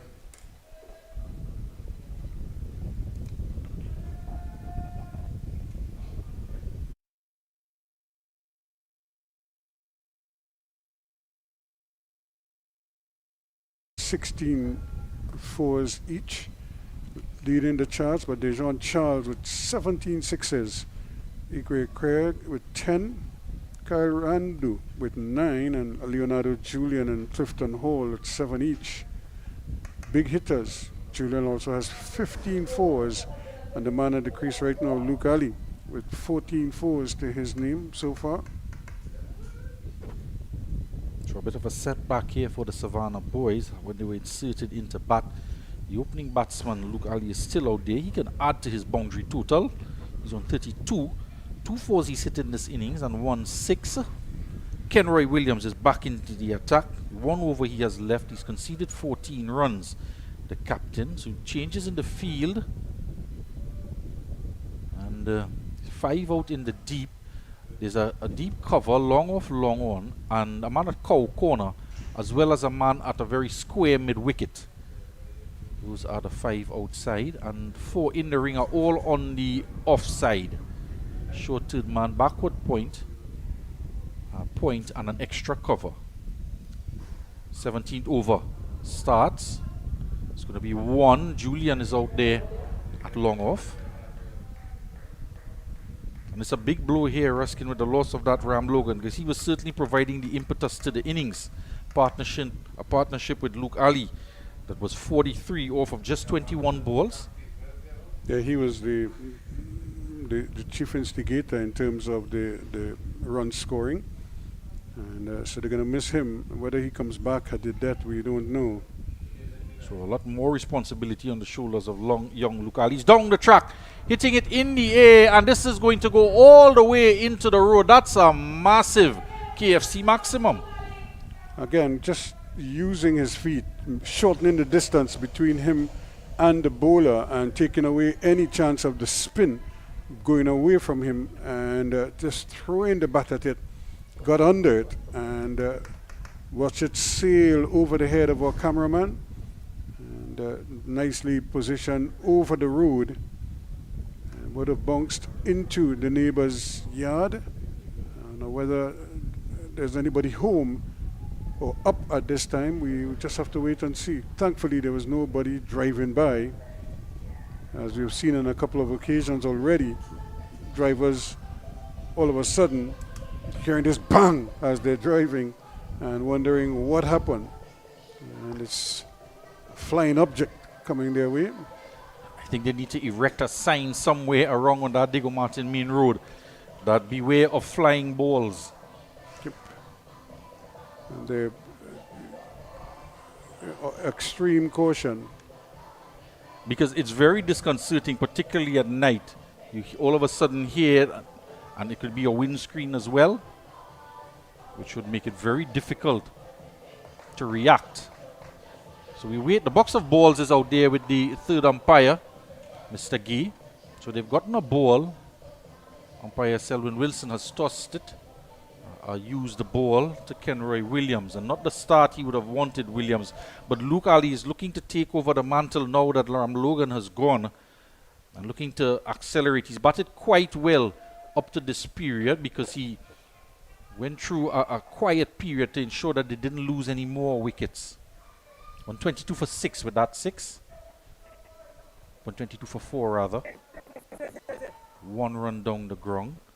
And Chaitram Ramlal, he's going to have to aid in this partnership to try and get as close as possible to that projected score of 149.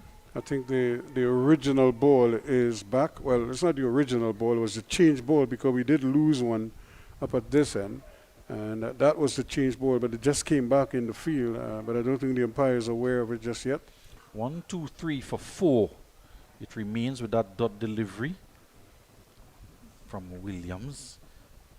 And the captain here would be very happy if he could finish off his allotted overs without conceding another boundary. Ramlal has other ideas. He's backing away. He's sitting it in the air and didn't get all of it as it went over the bowler's head. And just 1 run. Ali comes back on strike on 39 off of 38 deliveries. He's going to have to face 1 ball in the Kenroy Williams over. It's going to be a very interesting delivery. How aggressive does he want to be, or does he just wants to get a single and take strike at the next end? will all be relieved soon. He's down the track and dragged the down. And the throw is to the non-strikers end, and they're going to get the single now. They were looking for a single, and Ali sent back Ramlal as it went straight to Holder at backward point. Through to Kenroy Williams, but the throw was high, and he couldn't gather it, and they get an additional run there. 125 for 4. Yeah, he could easily have held on to that because, but again, the bowler standing in front of the stumps, never got behind the stumps, and then failed to accept the return. Now the fielder, Holder, waited and waited and waited, and then decided to throw it. Probably threw it a little too high for Williams' liking, and then like a good goalkeeper, he just pushed it over the bar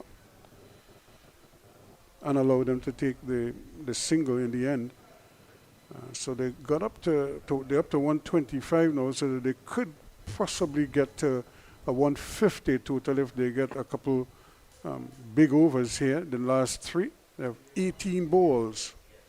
So Julian, who conceded 13 in his first over, continues. So they don't want to trust Joshua Clark to bowl. We are receiving him for one final over. Holder still has 2, Daniel Holder. And Julian is preferred to both of those bowlers. We're in the 18th over. 126 for 4. Look Ali into the 40s now. 41 he has off of 40. Where did that come from? And he hit this one in the air. Looks like Franklin Roos takes the catch. He's sitting very straight at extra cover on the 30-yard ring and high up on the bat, Chaitram Ramlal. And we were looking at Leonardo Julian in the first over, saying that he might get a wicket. Well, he's gotten one now, and perhaps telling everyone I told you so. 5 wickets down now, 126 runs on the board. Yeah, again, it was a simple catch. It was hit straight at him. And at this stage, the batsmen are obviously compelled to just try to score as many runs as they possibly can. So you can't fault the batsman. But it's really the execution that you sometimes would complain about. They all play that shot. Well, I shouldn't say all, but most of them play that shot where they back away and try to access the offside.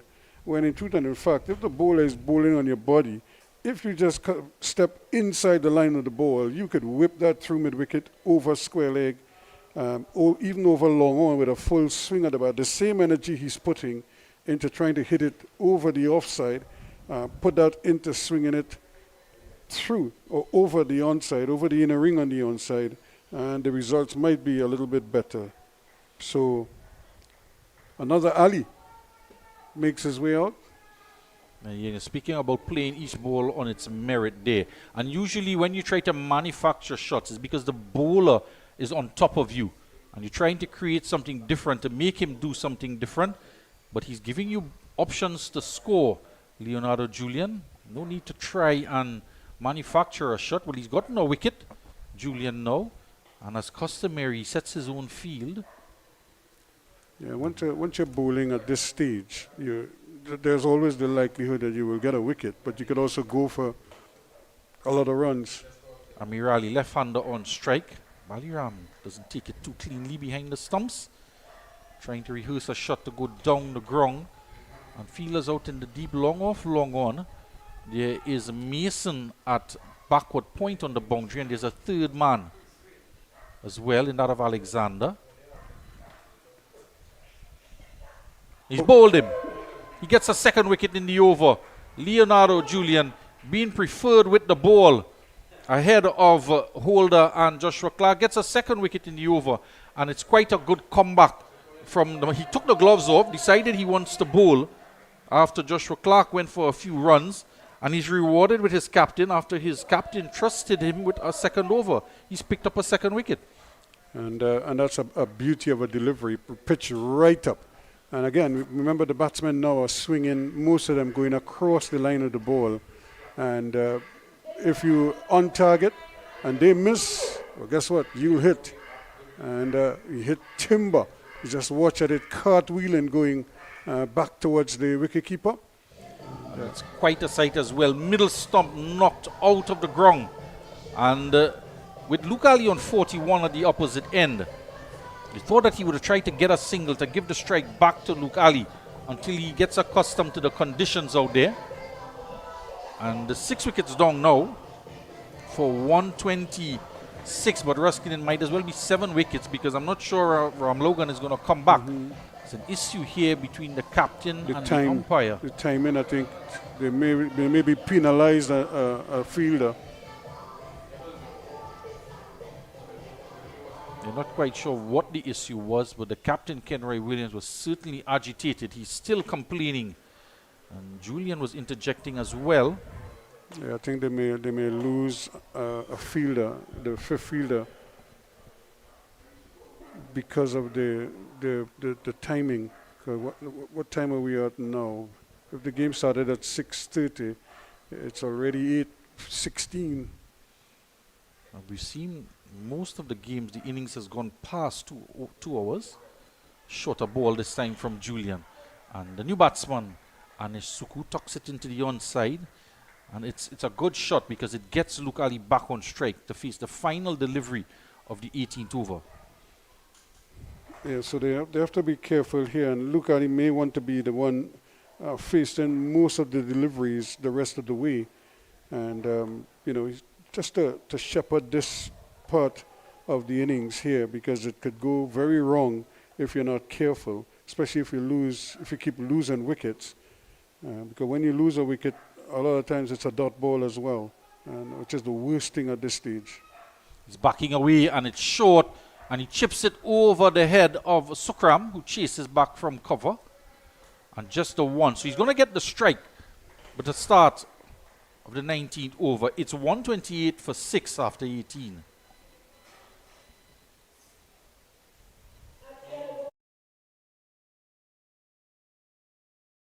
Truth be told, here at GMMB, love is the currency. And let's show you how we are able to transfer that energy into real conversations. It seems to me there's a power in listening. It seems like that is a part of the mandate. Of course. We need to listen to our clients. We need to hear what they need. We need to hear that they are satisfied, they are loved, they are feeling that JMMB culture. JMMB. It's banking for real.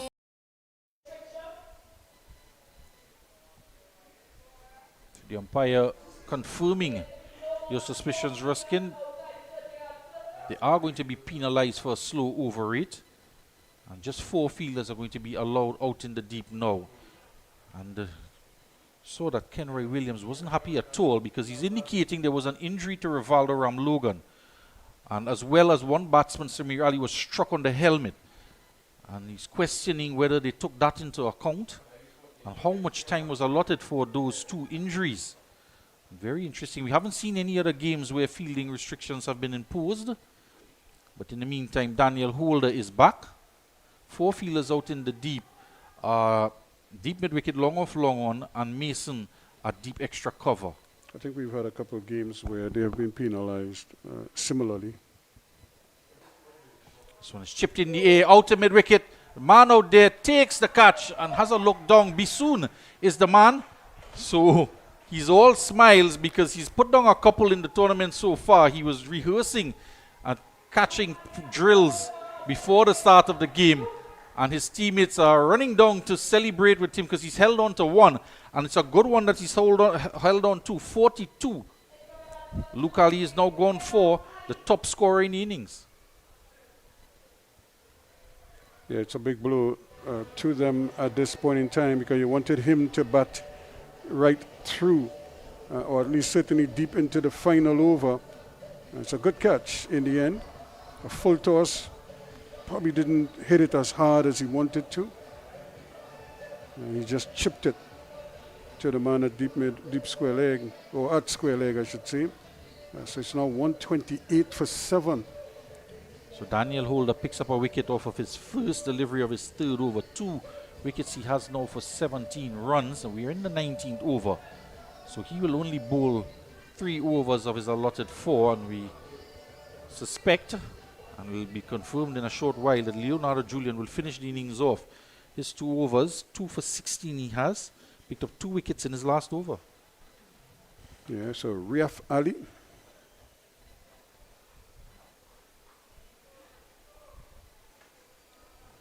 Holder with his tail up now, charges in.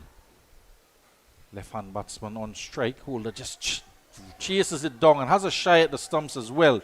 He's energized with the wicket that he's gotten. Yeah, but he almost gave away the single there. There was no need to, because I don't think the batsman would have been able to complete the single. We're really interested in a single at that stage. They'd given up on the idea of a single. And he almost just threw it away. Yeah, because also as well, 2 new batsmen in at the crease, 7 wickets down, and with Rivaldo Ramlogan most likely not coming back, it's almost like 8 wickets down. Here's Holder again. Hits straight back at him and he's put it down. They chase after it and they get a single. Opportunity to pick up his 3rd wicket, hit straight back to him and the chance put down. Yeah, that's a difficult chance, because he's in his follow-through, he's going off the wicket. And that one was placed back to his left. He got his hands to it. It went to his stronger hand, really. But probably just a little butterfingers, couldn't really hold on to it. It's a slippery ball as well, so you factor in all of that. His hands are probably, he's probably perspiring a lot also. So. And he's Suku on strike. And a Yorker, he's bowled him. Perfect Yorker delivery, pitches it up. He does in fact get his 3rd wicket. And Suku is going to have to go. Another wicket falls now. And in a bit of trouble here. 129 now for 9. For 8. 129 for 8. And with Rivaldo Ramlogan out, I'm not sure he's going to come back. So this may very well be the last batsman to come out to the middle. Yep, Timal, Vijay Timal is coming out. It's exceptional delivery there from Holder coming back. And his figures have suddenly changed. 3 for 18 he has now. Just eclipsing Leonardo Julian, who has 2 for 16 and has an over left. Well, just 1 over left in the innings after this as well. And if Holder picks up another wicket here, it could be the end of the innings. This could be the final over. And he'll certainly fancy his chances against the number 11 batsman, Vijay Timal. Another left-hander. We've had as many left-handers, almost as many as Alis. We have left-handed Alis. Holder comes in. It's down the leg side and it's going to go for 4. Not what you want. The final over from Holder after picking up 2 wickets. Leg by signal by the umpire, but it's gone for 4. Yeah, he was probably aiming for the leg stump and just got it all wrong. And just glancing the top of the pad.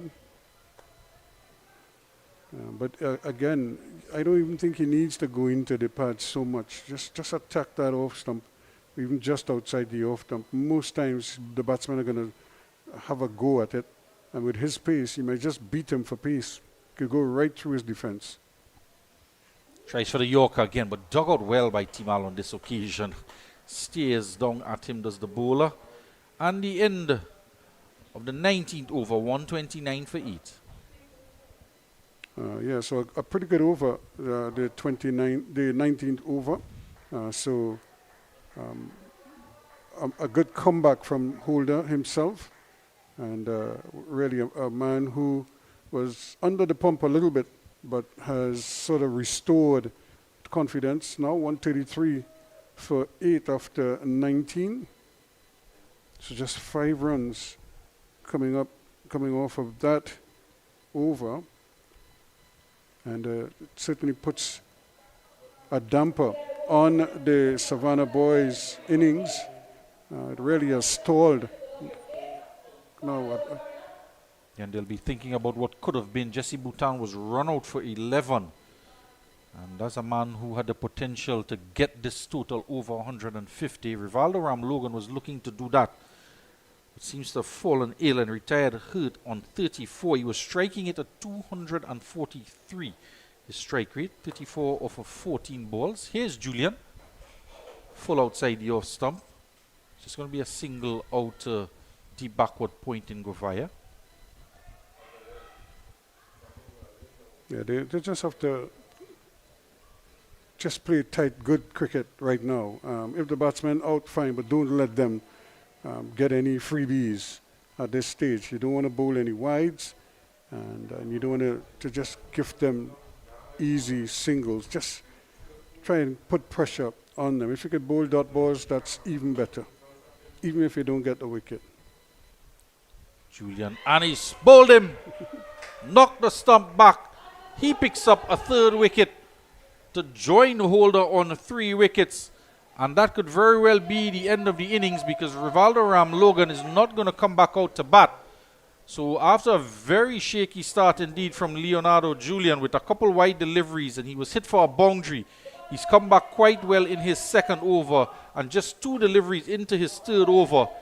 And in the final over of the innings, he's picked up another wicket, out-bowled. Number of batsmen out-bowled in the innings. 5 of them, 6 of them in fact, were out-bowled. So the total 134 for 9 as the innings of Savannah Boys comes to an end.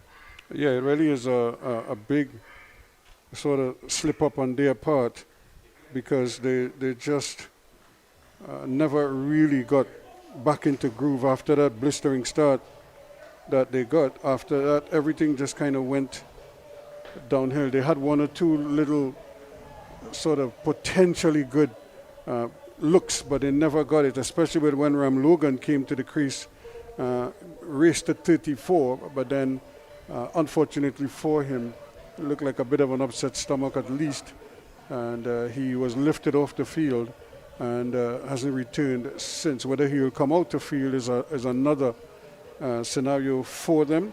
And when you consider that he would have been one of their bowlers as well to do the damage for them.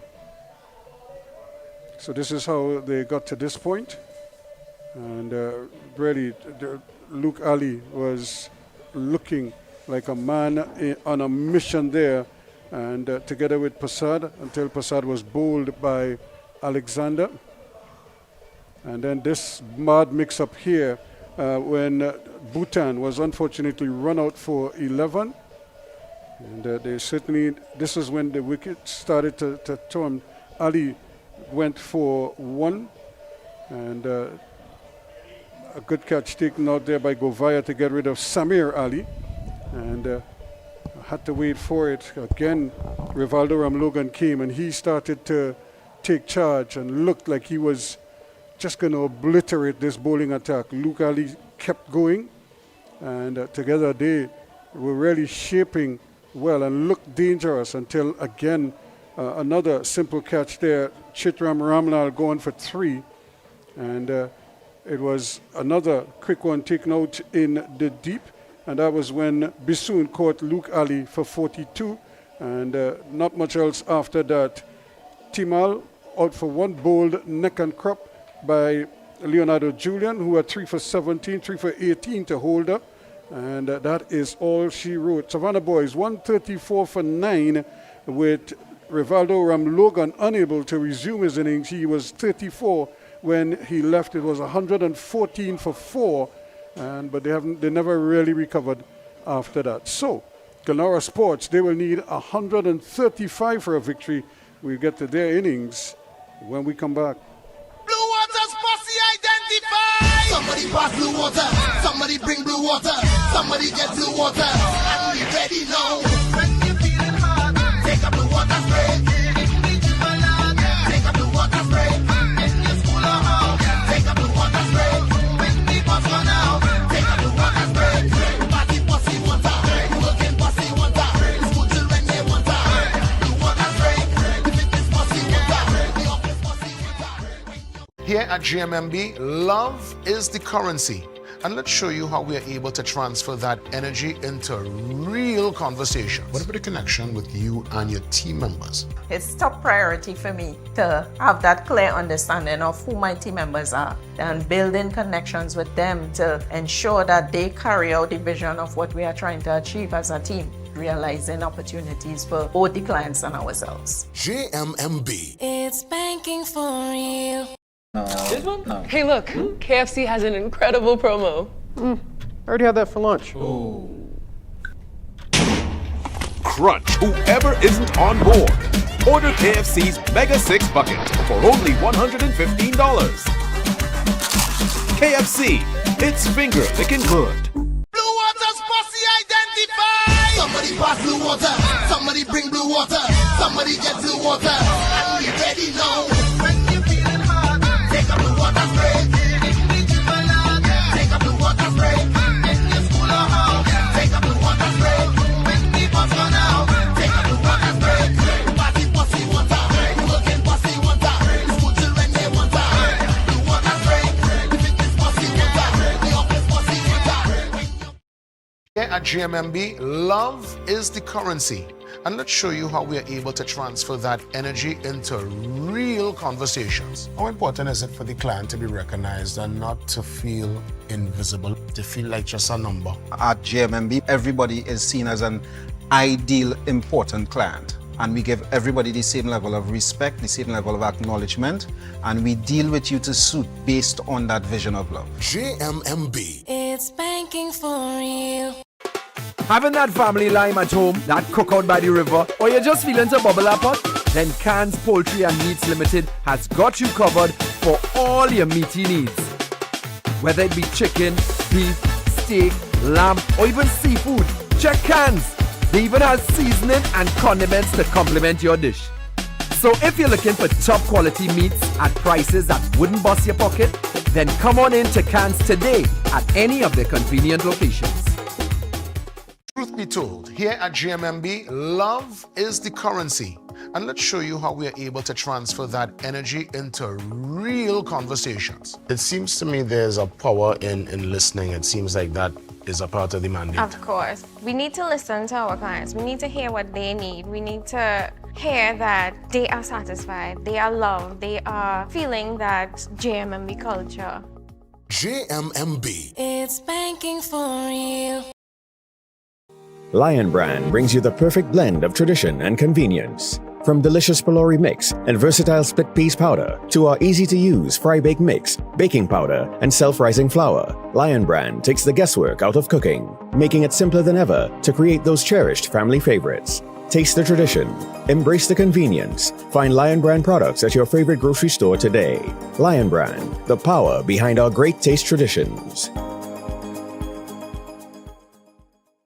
When you want to get the inside information, you go to the real source, the team members. Let's hear what they're saying. One of the joys that I have is calling someone and telling them you have that approval. We want to know our clients. The attention that we give the client feels that warmth. We help you, the customer. We are here to help you, achieve your dreams. Client succeeding, it has helped the bank to succeed. Lots of great information here. And yes, GMMB is a real bank. Blue water's posse identified. Somebody pass blue water. Somebody bring blue water. Somebody get blue water. And we ready now. When you feeling hard, take a blue water spray. Take a blue water spray. In your school or house, take a blue water spray. When the bus run out, take a blue water spray. Party posse water. Working posse water. School children they water. Blue water spray. The fitness posse water. The office posse water. Here at GMMB, love is the currency. And let's show you how we are able to transfer that energy into real conversations. What about the connection with you and your team members? It's top priority for me to have that clear understanding of who my team members are and building connections with them to ensure that they carry out the vision of what we are trying to achieve as a team, realizing opportunities for both the clients and ourselves. GMMB. It's banking for real. This one? No. Hey, look, KFC has an incredible promo. I already had that for lunch. Crunch whoever isn't on board. Order KFC's Mega 6 bucket for only $115. KFC, it's finger licking good. Blue water's posse identified. Somebody pass blue water. Somebody bring blue water. Somebody get blue water. And we ready now. When you feeling hard, take a blue water spray. Take a blue water spray. In your school or house, take a blue water spray. When the bus run out, take a blue water spray. Party posse water. Working posse water. School children they water. Blue water spray. The fitness posse water. The office posse water. Here at GMMB, love is the currency. And let's show you how we are able to transfer that energy into real conversations. How important is it for the client to be recognized and not to feel invisible, to feel like just a number? At GMMB, everybody is seen as an ideal, important client. And we give everybody the same level of respect, the same level of acknowledgement, and we deal with you to suit based on that vision of love. GMMB. It's banking for real. Having that family lime at home, that cookout by the river, or you're just feeling to bubble up pot? Then Cans Poultry and Meats Limited has got you covered for all your meaty needs. Whether it be chicken, beef, steak, lamb, or even seafood, check Cans. They even have seasoning and condiments to complement your dish. So if you're looking for top quality meats at prices that wouldn't bust your pocket, then come on in to Cans today at any of their convenient locations. Truth be told, here at GMMB, love is the currency. And let's show you how we are able to transfer that energy into real conversations. It seems to me there's a power in listening. It seems like that is a part of the mandate. Of course. We need to listen to our clients. We need to hear what they need. We need to hear that they are satisfied, they are loved, they are feeling that GMMB culture.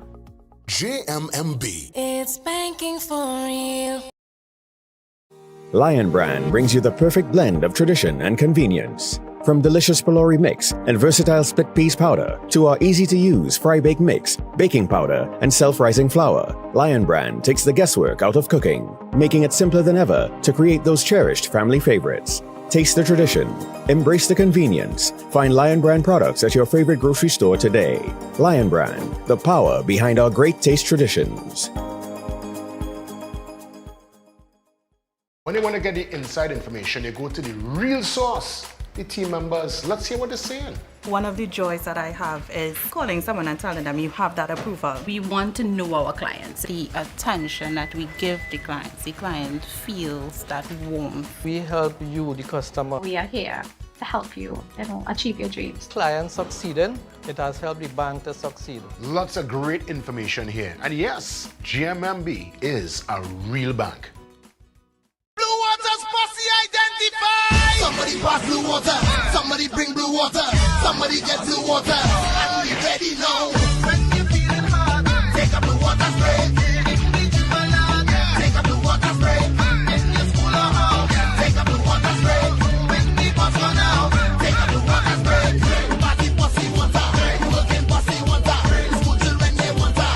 Blue water spray, if it is posse water, the office posse water. Here at GMMB, love is the currency.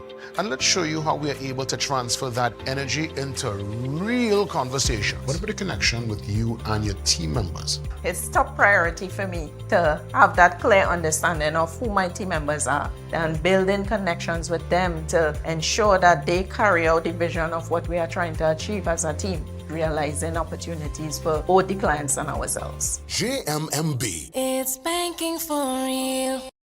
This one? Hey, look, KFC has an incredible promo. I already had that for lunch. Crunch whoever isn't on board. Order KFC's Mega 6 bucket for only $115. KFC, it's finger licking good. Blue Water's posse identified! Somebody pass blue water, somebody bring blue water, somebody get blue water, and we ready now. When you feeling hard, take a blue water spray. Take a blue water spray. In your school or home, take a blue water spray. When the bus run out, take a blue water spray. Party posse water, working posse water, school children they water. Blue water spray, if it is posse water, the office posse water.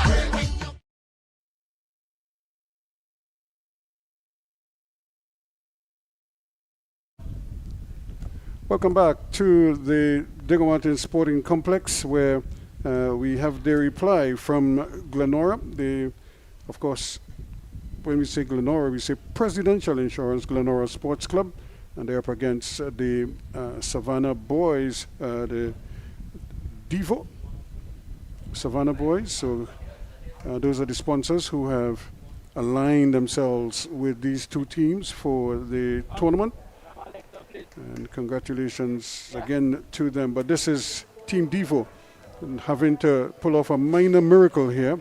They're going to need to get quick wickets. Once again, let me also thank our sponsors, our main sponsors, KFC, JMMB, Cairns Poultry, Blue Waters, Dixie, Black and White, Scotch Whisky, Beckles Environmental Services, and Lion Brand from the National Flour Mills. Remember our production team here at 360 TV, bringing you all the images and the songs from the tournament. So Billy, 135 for a victory. Not a big total, but sometimes these totals can be tricky. As they say, runs on the board, and this is exactly what GLENORA Sports wanted when they won the toss, because now they know exactly how much they need and can just mold their innings around it. And the two players out in the middle, Leonardo Julian, he has the top score in the tournament of 91 not out, Leonardo Julian. And the first deliver's very close indeed, and would you believe it, they don't get the appeal, and they are left wondering. Chetram Ramlal there with a peach of a delivery, just coming in with the arm. So Ramlal left arm, round the wicket, angling in, struck on the right pad, and he's looking down at his feet, Mason, to see exactly where he was standing, and almost seems as though he was not convinced that he wasn't out.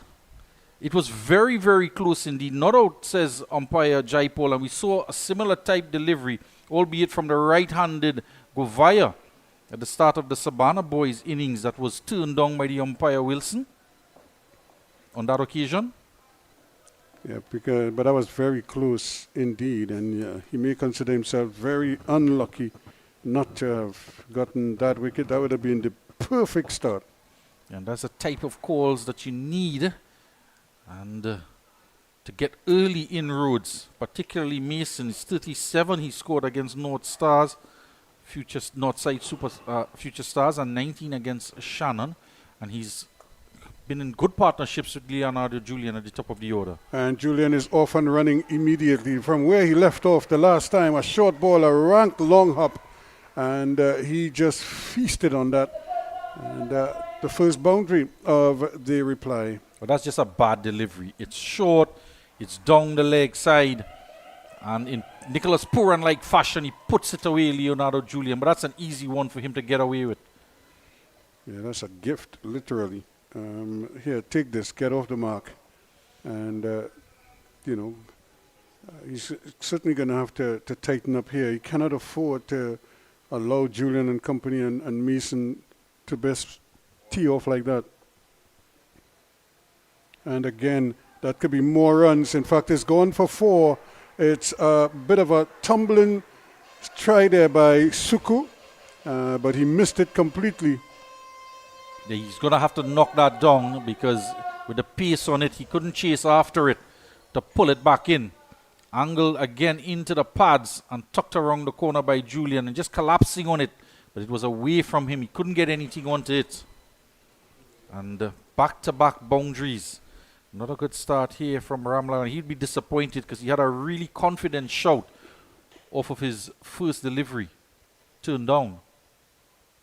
And again, for the left-hander, he's just persistent with that leg stump line.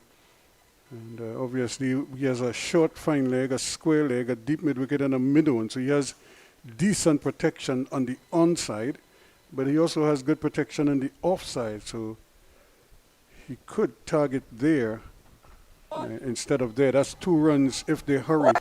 And they will coast the second run.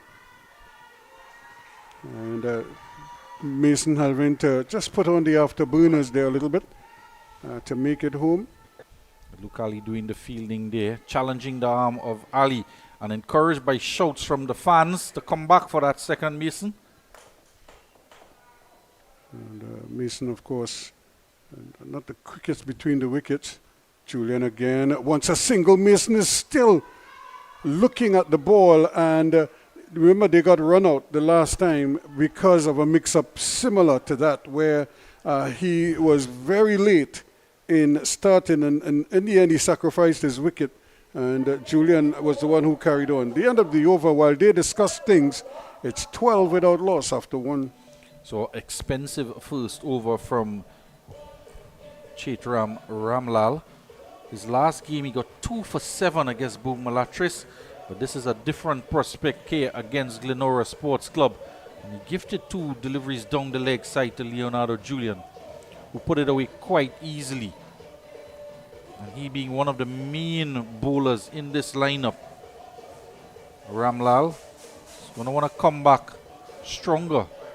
He gets his second over. Yeah, they're really going to need to take wickets as quickly as possible. They cannot allow partnerships to develop. And the other weapon in their armory, Savannah boys, is Pradeem Ali, captain for the first 3 games. Not on this occasion.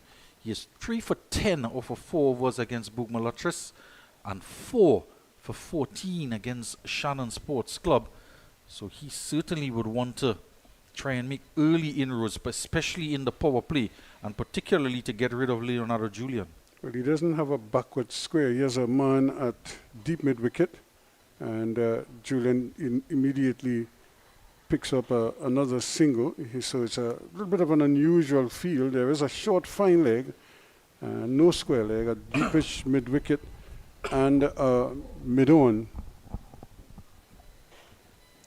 Plus now we have a long on for the right-handed Mason, and a deep mid-wicket for him. Those are the 2 men out.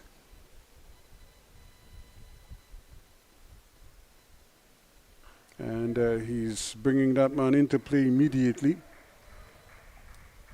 as he gets off the mark.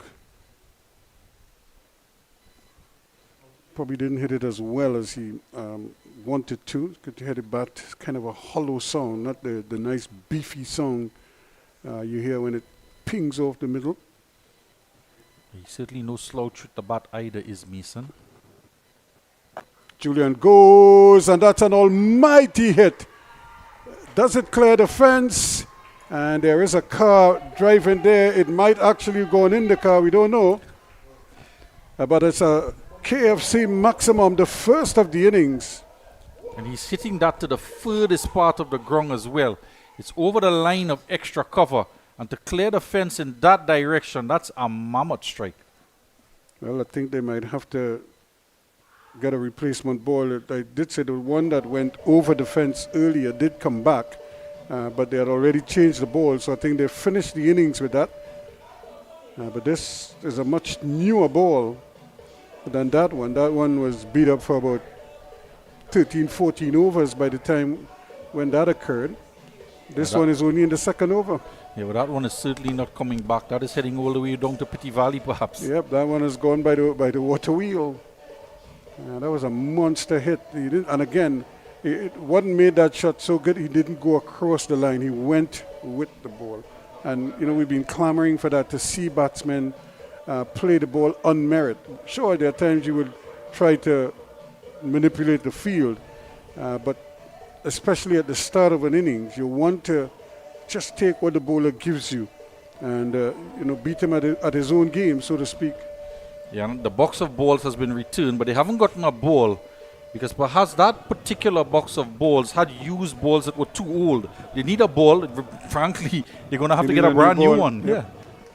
You need a new ball. Yeah, there's one in a bag and be tossed out. Yep. Well, if you're a bowler now, you're thinking, it's a new ball, not even one that has a little scratch on it. Nothing for you to grip. You basically have to put everything into this one. Well, they should get one that is 20 runs old. So sometimes the umpire, when they're forced to take a new ball, they just scuff it up a bit in the turf before they hand it to the player. No, they're not going to do that. They sand it directly. They didn't let it drop. They didn't touch the ground. Yep, it never touched the ground. I mean, the umpires could have helped out there. Yeah, just throw it into the fence a couple times. No, just drop it to the ground. At least, scar it up a little bit. And the fielding team might be thinking, man, we have another new ball to contend with here now. Do they take into consideration the condition of the ball after that 6 as well? Yeah, because it was hitting the road. The road. Yep. And again, it's gone over the head of the inner ring. This too is going to run down to the third man boundary. And Julian is off and running here. So to follow the 6, he follows that up with another boundary.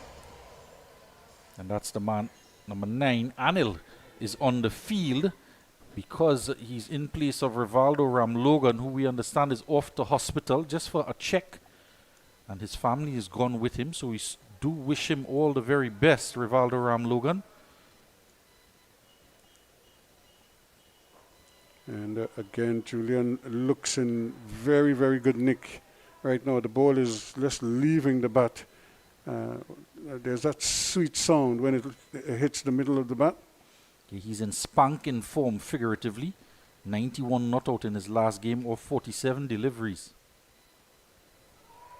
And again, thinking for a moment of a single. And I think the only reason why he didn't go for the single is because of Mason's reluctance sometimes to respond. 2 overs completed. It's 24 without loss. Truth be told, here at GMMB, love is the currency. And let's show you how we are able to transfer that energy into real conversations. It seems to me there's a power in listening. It seems like that is a part of the mandate. Of course. We need to listen to our clients. We need to hear what they need. We need to hear that they are satisfied, they are loved, they are feeling that JMMB culture. JMMB. It's banking for real.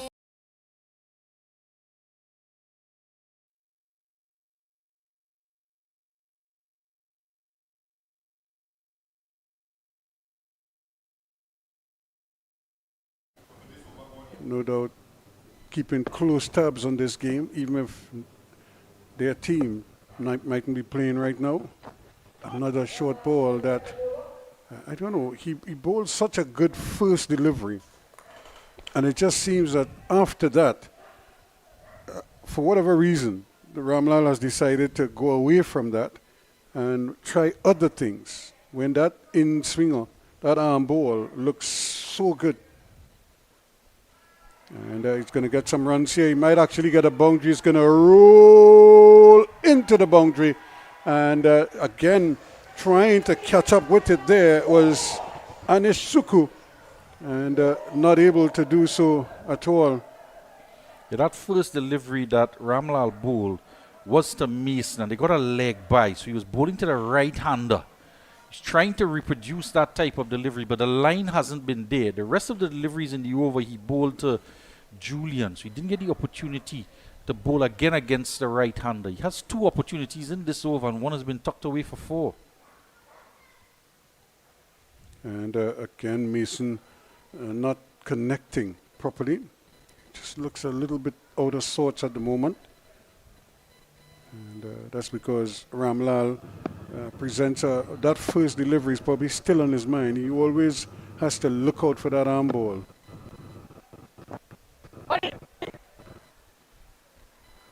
Ruskin, he's just firing them in. And he got a lot of bat onto that Mason. Had it been a finer dab and looked to take something off of it, he could have gotten it fine. There's the number 9, Anil, on the field for Rivaldo Ramlogan. He's at backward point. Remember, this is a brand new ball again. And so he probably is not getting much by way of grip on it. So it's, as we say in local parlance, he's going through a pipe right now. No turn. And it's going to be very difficult for him to control the ball. You could see him asking for the towel after almost every delivery. So an indication that there is some moisture out there and he's having real difficulty gripping the ball. Tries to spin it. You could see him flicking it from arm to arm. Looking for spin. None there. And they're going for 1. They should get a second, but they've decided a long time ago that that was out of the question. So just a single to end the over. 30 without loss after 3. And that's an excellent start here. The GLENORA Sports Club in reply to the Savannah boys, 134 for 9. And already 30 runs on the board. And just from that indication, that bar graph, you could see they're already in the ascendancy. Well, two 12-run overs. The first 2 overs each conceded 12. And the third one conceded another 6. So they're doing a pretty good job already. They just have to continue. They don't need to take risk. They're going at a good clip right now. If they can double this score at the end of the power play, they'll have close to 60, if not 60, or more, depending on how the bowlers stack up here. Well, they do have the ability to score quickly. Their last game against Shannon, they got to 148 for 2 in just 12.4 overs. And that was with the 91 from Leonardo Julian and 24 off of 12 from Mikhail Govaya. So they'll certainly want to get the wicket of Julian here early. Jesse Bhutan, the man coming into the team, replacing Adrian Ali in the lineup. And he has the ball in his hand. The all-rounder, taking a few wickets in different tournaments across the country in recent time. Certainly banking on him to try and dismiss Leonardo Julian now, replacing Pradeem Ali, who went for 12. And Julian is greeting him with a maximum, a KFC maximum at that, almost into the dugout. And really a gift, a short ball, no real pace on it. And Julian said, thank you very much.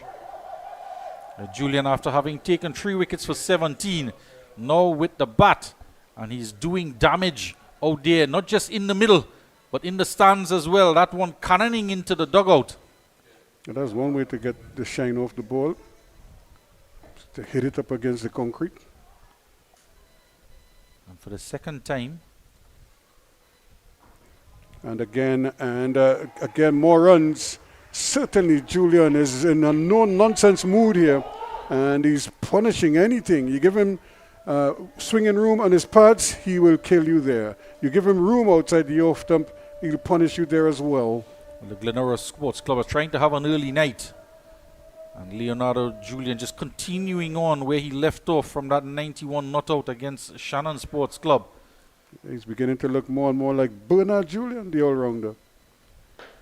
This is a man who's been in a national setup at both the youth level and the senior team level, Leonardo Julian.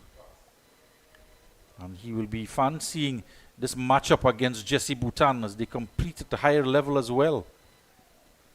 And more runs again, and this is good cricket. You take what the bowler gives you, and you work with that. And if you could get boundary early in the over, and which they have done, and they're pretty much ahead of the asking rate already.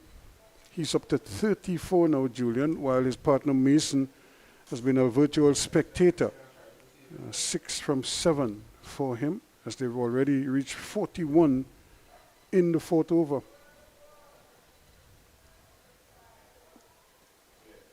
Cracked away. That's a brilliant shot, and that's 4 runs. Again, slow, sitting up outside the off stump, and he had to wait on it, Mason. But by the time he threw the bat at it, it just spread away and into the gap, in the air, but well into the gap. 4 more. Yeah, Jesse Bhutan not having quite the impact Captain Samir Ali and the Savannah Boys team would have wanted. He's being dispatched to different quarters along the pitch. Didn't have a big impact with the bat either. Went for 11. And more runs here, so they're really leaking runs at a time they can ill afford. It's a wide run, and so that's 5 wides. So they're coming in all forms right now, right through the keeper's legs. Yeah, Riaf Ali, the wicket keeper there, and what was shaping up to be an enthralling battle between these two as they were fighting for a place in the semi-final. The GLENORA Sports Club is seeking to just dominate proceedings now with the bat. 50 on the board now. And we only do, remember the power play for Savannah Boys was 45 after 6.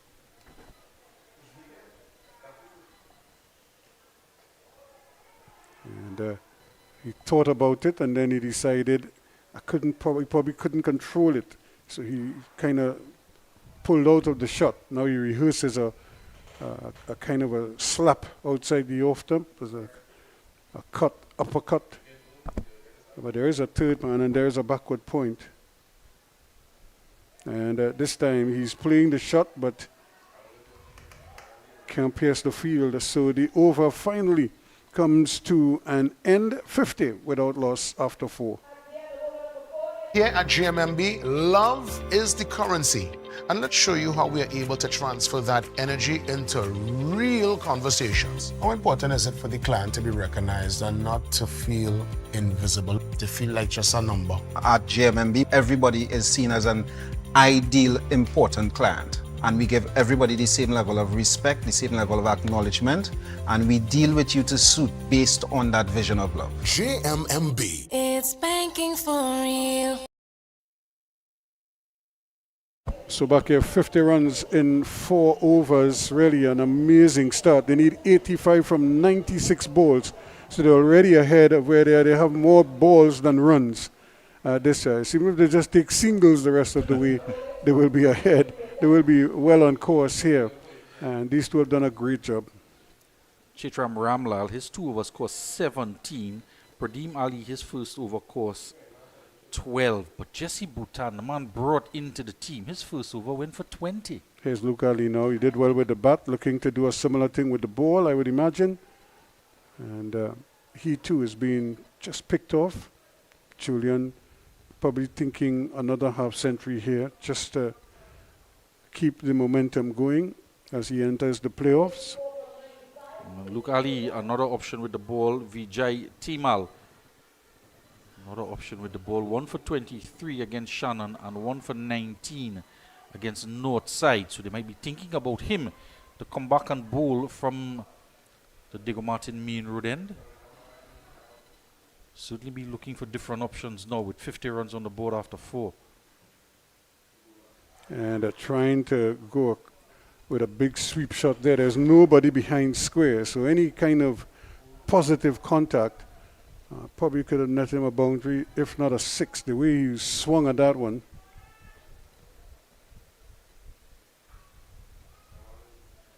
Luke Ali Ruskin started off at the youth level from the under 13s to all the way through to under 17 as a medium pace bowler, and he was quite sharp, got the ball to move around, but he switched to off spin.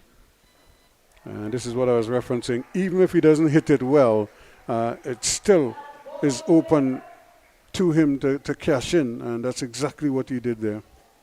And that's an easy hit there, angling into the pads and a slog sweep. Once it's angled in there on that type of length, that's the shot you're going to see being played. He switched to off spin as he got closer to the under 19 level to focus more on his batting, because he was always elevated at the top of the order. But once he was asked to open, switched to off spin. And he's been quite effective at the youth level, trying to transition now into the senior level. It's a good challenge here for a young man to bowl, especially against this pair, these two openers. And this one is again gone. So a maximum, a KFC maximum, and the spectator failed to take the catch in the stand. That's a massive strike. It's in the upper level in the seating at this Diego Martin Sporting Complex. And easy pickings is the second slog sweep he's hit. And this one he's gotten even more of it. Yeah, so that would take the score to what, 61, and a 4 and a 6 for that sweep shot. And so Mason now getting into the groove, which could be a real headache for them. And the man in the roof is back. He's on a different house this time. This time he's welding. He was hammering on Sunday evening. Today he's pinning some steel. He's a good handy man, a man for all seasons. So is Leonardo Julian. First with the ball, 3 for 17, and now with the bat, 30 off of 17. 54. Actually, he was on 34. He should be on 35 right now. Yeah, because and the score should be 61 at the moment. The over has ended. Yep. So that score needs to update. Yep, it was 61 50. without loss. Yeah. And he goes again, and that's gone yet again. Balls, please. And make that 66. Yep. Well, make it 67, 67. because he just... This is a similar shot to the one he played earlier. He went with the ball as the off spinner was trying to go across him, and he just opened the face and got under it and played it nicely. They did retrieve the ball, so the good thing about that is that even though it's dark in that area there, it's a white ball, so there is a possibility that you will see it. Yes, good work from our cameraman there, Sachin Mohammed, tracking that ball all the way beyond the boundary. So Julian now should be in the 40s, he should be on 41. 41, yeah. And he's cracked another one there, and he's gone. Hit it straight to the fielder and has to go, so he goes for 41, and it is a good sharp catch taken there by Ramlal. And he'd be disappointed. He was nearing his 50 in very aggressive style.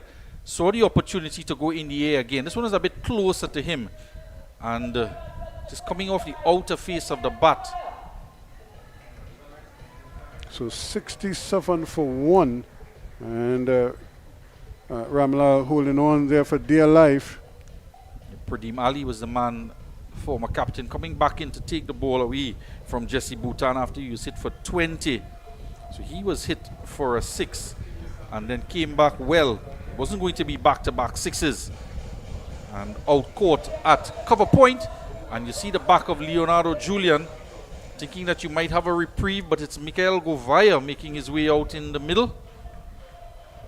He has 24 and 34 in the tournament so far in 2 games. 1 game being rained out. It has to be remembered that we're still in the power play. So much has happened.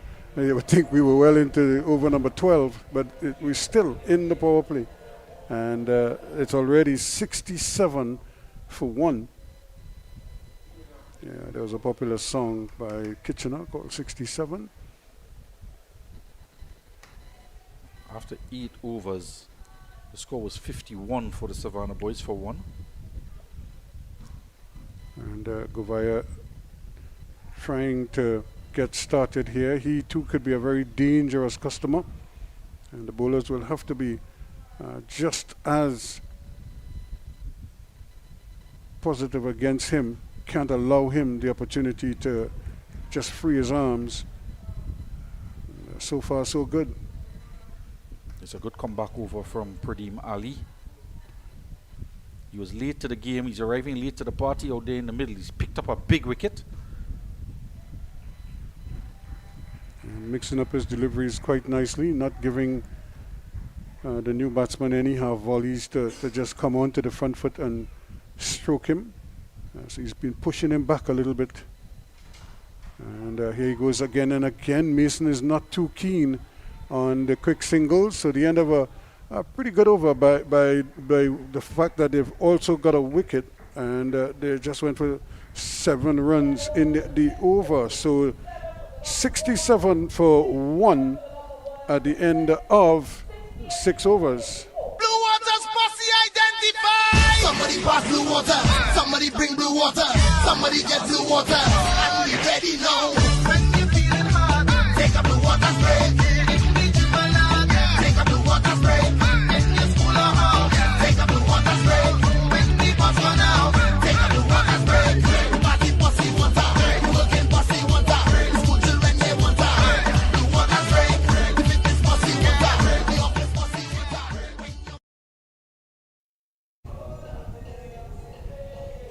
Have a look at the scorecard for the Savannah boys. Luke Ali, top scoring with 42. Rivaldo Ramlogan 34 before he retired hurt, and hope he is recovering well. Went off to the hospital. He complained of chest pains and was throwing up a bit out there. Struck a few lusty blows, 2 6s and 4 4s in that knock of 34. So Vijay Timal is the new bowler. This is the other option they had. Luke Ali just a 1 over for 11. And that's well played, but Mason won't mind because it allows him to keep the scoreboard ticking over. He hasn't had much of the strike, but he's up to 21 now from 15. Yeah, some of it was his own fault because he didn't want to come back for additional runs. Decided not to take the risk. Yeah, and that's something that Govaya has to be mindful of. He's one of those who would love to take a quick single or two. Good delivery there from Timal.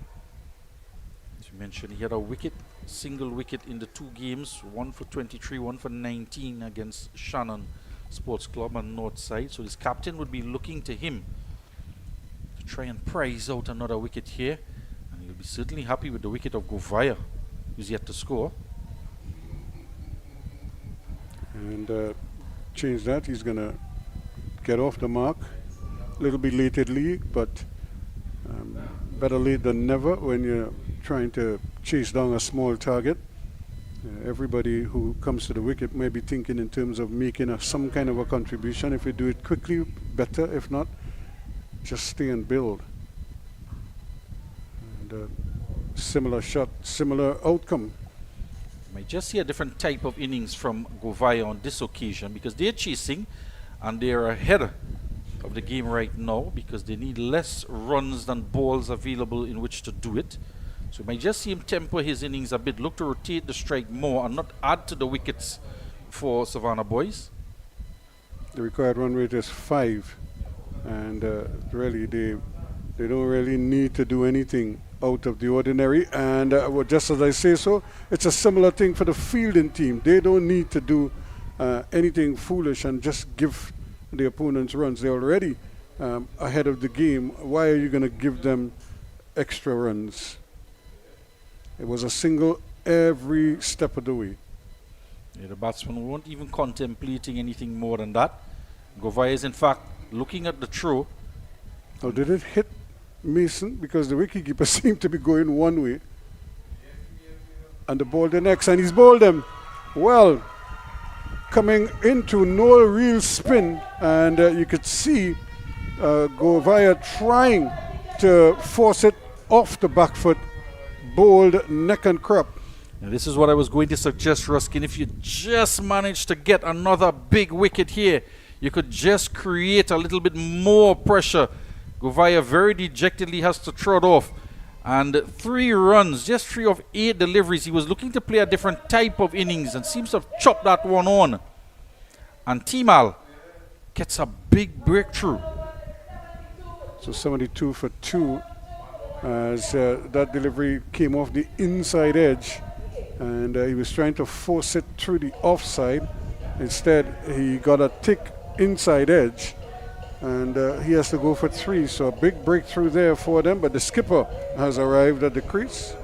And if you just think about that 1 over from Jesse Butang against Leonardo Julian, that went for 20 runs, that put them in the ascendancy. They might just wish if they could have that over back, because they're making some inroads here, but they may not have enough runs to play with just to create that additional amount of pressure. 1 for 5 he has at the end of that over, Timal. 7 overs gone. 72 runs on the board. Chasing down 134 posted by Savannah Boys. And Ruskin, you might just want to bowl out your best bowlers up front to try and, because the game may not go to 20 overs, so you don't want to leave overs inside from your best bowlers. Yeah, it's very unlikely you'll get to 20 overs. 63 required from 78 balls, and so it's very unlikely. And with this man at the crease, he can take the game away from you in one swing of the bat, and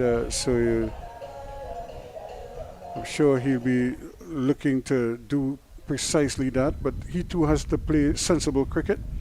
And like I said, sometimes when you're chasing a small total, batsmen get all kind of emotions. You know, they feel they could end it quickly, or everybody feel they can really just go out there and have a swing, and before you blink, you lose 4 or 5 quick wickets, and then it becomes a bit of a struggle the rest of the way. So they need 63 runs. They have 78 balls to get it, and here is Ramlal. And Mason again, certainly not able to pierce the outfield. He has to take up the mantle here now for Glenora. He's on 22 from 17.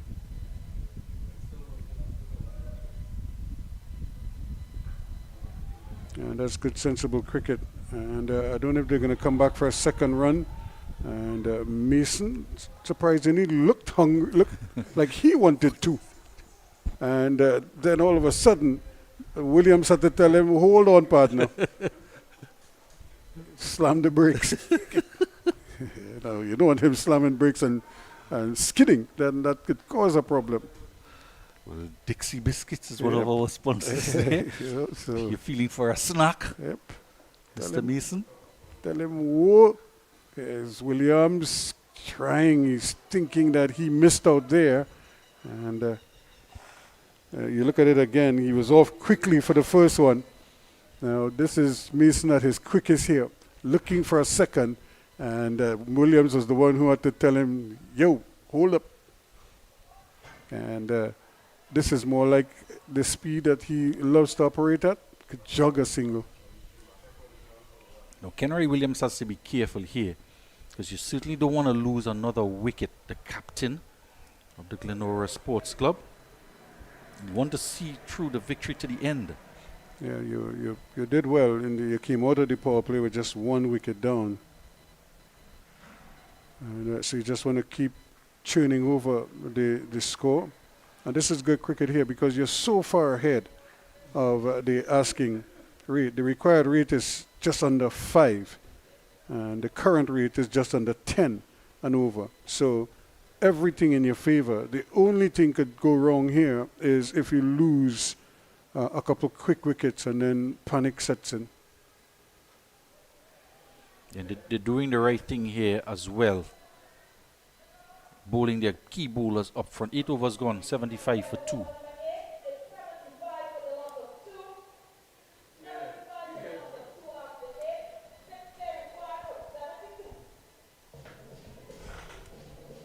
They want to get the inside information. They go to the real source, the team members. Let's hear what they're saying. One of the joys that I have is calling someone and telling them you have that approval. We want to know our clients. The attention that we give the client feels that warmth. We help you, the customer. We are here to help you, achieve your dreams. Client succeeding, it has helped the bank to succeed. Lots of great information here. And yes, GMMB is a real bank.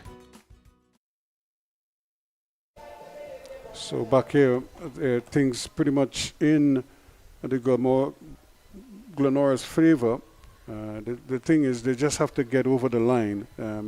2 points here, they will top the group. So they will know pretty much that they will be facing bar-terror ball players in the semi-finals. And again, Mason playing a good hand here, playing sensible cricket, understanding what the situation requires, and not doing anything injudicious at the moment. And Savannah boys going to have to keep plugging away, bowl out their main strike bowlers, and try to keep it tight in the field. Not bowl too many loose deliveries. Try to build some pressure somehow. And if they happen to get another wicket, they could also look at bringing another fielder inside the ring to create additional pressure and avoid rotation of strike.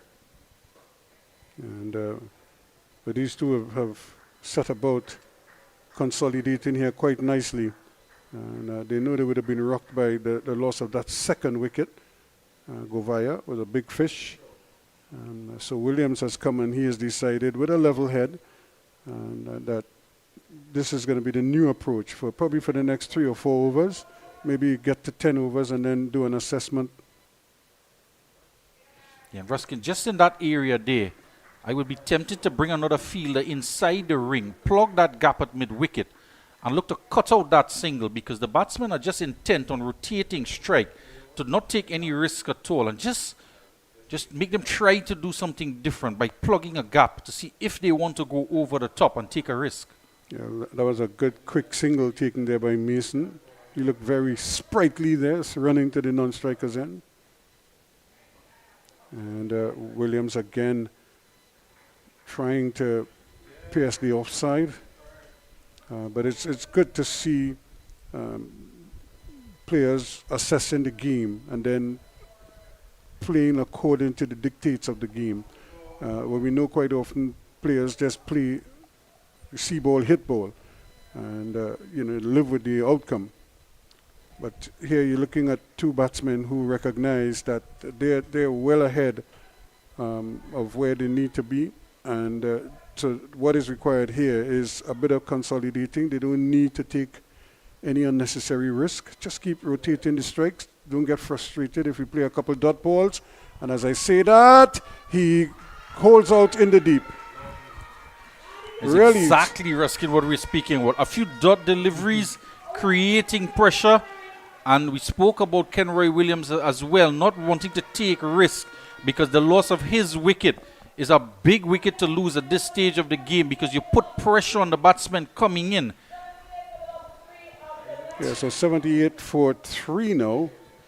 And really, it's uncalled for. Now, the ball was there to be hit, but you're going inside out, so if anything, try to hit it over extra cover. Don't try to hit it through point or over deep cover, and because you're likely to hit the outer portion of the bat. It was a very good catch in the end, and he has to go for 2. Well, he could also just hit it on the ground. You could try to get 4 as well if you beat the man, but if it's in the ground, if it's on the ground, you're not going to get out caught on the boundary edge. It's not the time you want to lose a wicket and hand any type of hope over to the Savannah boys, because they're looking to cling on to anything here to bring them back into this game. 57 runs off of 67 balls needed. Could bring that extra fielder in on the onside, create additional pressure. So 2 dot balls there, adding pressure in the mind of Kenroy Williams, trying to go big. Lost his wicket. Yeah, it's really a situation here where he was going along quite nicely, and then he just had a rush of blood there, and lost his way, to say the least. He lost his wicket. As they say, if you think you're in a good position, just add 2 wickets. Well, they've gotten 1. And 1 over to go before the drinks interval. And even more responsibilities now on the shoulders of Keon Mason. He's on 26 off 21. And as you said, Ruskin, there's no need for him to go in the air there because Mason is scoring quite well. He's ahead in terms of his strike rate, over 100. New over starts from Ramlal, who's going to bowl out here. And he's doing a pretty decent job given the kind of assault they came under earlier. And everybody was traveling. And then all of a sudden things look totally different. And again, a quicker delivery. It was so quick. The keeper couldn't haul it in. And the Savannah boys, they're a bit handicapped as well. No Tishon Castro, who would have also bowled in the innings. So they've lost him out there. And Rivaldo Ramlogan as well, the fast bowler. He certainly would have bowled his full quota of 4 overs. So they're trying to make up overs. Use of Bhutan in there to do so. Rouse again, probably just a little too loose. Yeah, you just arrived at the crease. You don't want to be too fancy. If anything, you just want to play the ball, just feel the ball on the bat before trying to be too extravagant. Yeah, I would put a slip in, Ruskin, just to finish off before the drinks break, to build more pressure on Roos. Put that slip in for the final 2 deliveries for Ramlal and just give Roos something else to think about. And you're going to back your ball as well to get that outside edge. Again, a quicker delivery, but very well bowled and treated with respect from Franklin Rouse. So if that's your line, he's not really going to hit anything out. There's a short, fine leg, but there's a man a deep backward square. You perhaps take out that short, fine leg, stick him in slip. So he finishes up very nicely indeed. Just a 1 run from it, and it remains 79 for 3 now at the halfway stage. The players are going to get some refreshment, and then we will come back with the when the play resumes after this break. Blue Water's posse identified. Somebody pass blue water. Somebody bring blue water. Somebody get blue water. And we ready now. When you feeling hard, take a blue water spray. Take a blue water spray. In your school or house, take a blue water spray. When the bus run out, take a blue water spray. Party posse water. Working posse water. School children they water. Blue water spray. The fitness posse water. The office posse water. Here at GMMB, love is the currency.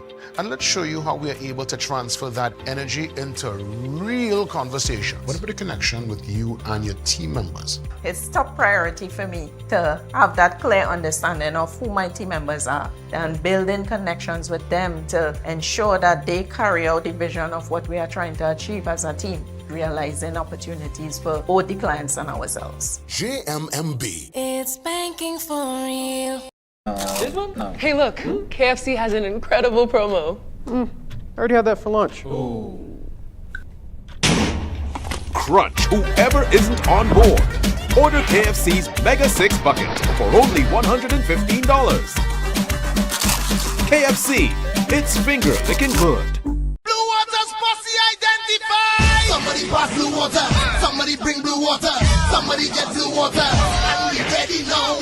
When you feeling hard, take a blue water spray. Take a blue water spray. In your school or house, take a blue water spray. When the bus run out, take a blue water spray. Party posse water. Working posse water. School children they water. Blue water spray. The fitness posse water. The office posse water. Here at GMMB, love is the currency. And let's show you how we are able to transfer that energy into real conversations. How important is it for the client to be recognized and not to feel invisible, to feel like just a number? At GMMB, everybody is seen as an ideal, important client. And we give everybody the same level of respect, the same level of acknowledgement, and we deal with you to suit based on that vision of love. JMMB. It's banking for real. Having that family lime at home, that cookout by the river, or you're just feeling to bubble a pot? Then Cans Poultry and Meats Limited has got you covered for all your meaty needs. Whether it be chicken, beef, steak, lamb, or even seafood, check Cans. They even have seasoning and condiments to complement your dish. So if you're looking for top quality meats at prices that wouldn't bust your pocket, then come on in to Cans today at any of their convenient locations. Truth be told, here at GMMB, love is the currency. And let's show you how we are able to transfer that energy into real conversations. It seems to me there's a power in listening. It seems like that is a part of the mandate. Of course. We need to listen to our clients. We need to hear what they need. We need to hear that they are satisfied, they are loved, they are feeling that JMMB culture. JMMB. It's banking for real. Lion Brand brings you the perfect blend of tradition and convenience. From delicious Pelori mix and versatile split peas powder to our easy-to-use fry-bake mix, baking powder, and self-rising flour, Lion Brand takes the guesswork out of cooking, making it simpler than ever to create those cherished family favorites. Taste the tradition, embrace the convenience. Find Lion Brand products at your favorite grocery store today. Lion Brand, the power behind our great taste traditions.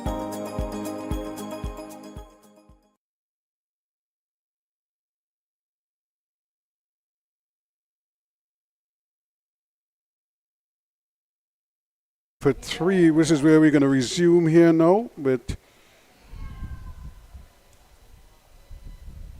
GLENORA in a very strong position, but the game just right now just taking on a slightly different complexion. They need 56 runs and they have 60 balls to get them. Timal is going to continue on after the drinks break. Loud appeal, and he's given him another wicket falls, and it's a key wicket right after the drinks break. Keon Mason goes for 27. He's standing there. He's looking back at the umpire. He walked off, stopped, looking at the umpire, who is walking in his direction, but he's certainly been given out LBW for 27. Really a careless shot. I couldn't see him playing that shot. First ball after the resumption, and the ball was on the stumps. It wasn't like it was outside the legs, and so he was just trying to go against the grain there and paid the price. Yeah, we were speaking about, he struck right in front on the inner side of the left pad. We saw him hit 2 sixes off, well, it was a 6 and a 4 off of Luke Ali with that similar type pull shot, sweep shot, and a slog sweep type shot. On this occasion, he doesn't get any bat onto it. And the third wicket goes down now, right after the resumption. 79 for 4. Yeah, Joshua Clark is making his approach to the wicket, and again now he has some work to do here together with Franklin Rouse. And, they cannot afford to just allow the situation to dictate to them in the sense that they panic about how they're going to go about it. And Captain Samir Ali and Pradeem Ali as well using the bowlers to good effect here. They saw them bowl out Chaitram Ramlal, all of his 4 overs. He built pressure, just went for 21 runs, didn't pick up a wicket, but created pressure just before the drinks break. Pradeem Ali has 2 overs left, has taken a wicket as well, and a big wicket, that of Leonardo Julian. Remember, they've lost 4 wickets for 12 runs after they sped off to 67 for 1. It's now 79 for 4. And it's due in large part to this man with the ball. He's picking up 3 wickets, looking for a 4th. And he's still going to have an over left after this one. We did say, Ruskin, if you think you're in a good position, just add 2 wickets. Well, they've gotten the second one now. So 79 for 4. 72 for 2 became 79 for 4. There's a peel there. It goes through his hands, misfielded by Timal onto the stumps, but Bruce never broke his ground. Or did he? Have a look at it. I think he was firmly anchored. New batsman Joshua Clark has enough experience to understand the situation. And Ruskin again, I might just think about putting a slip in place.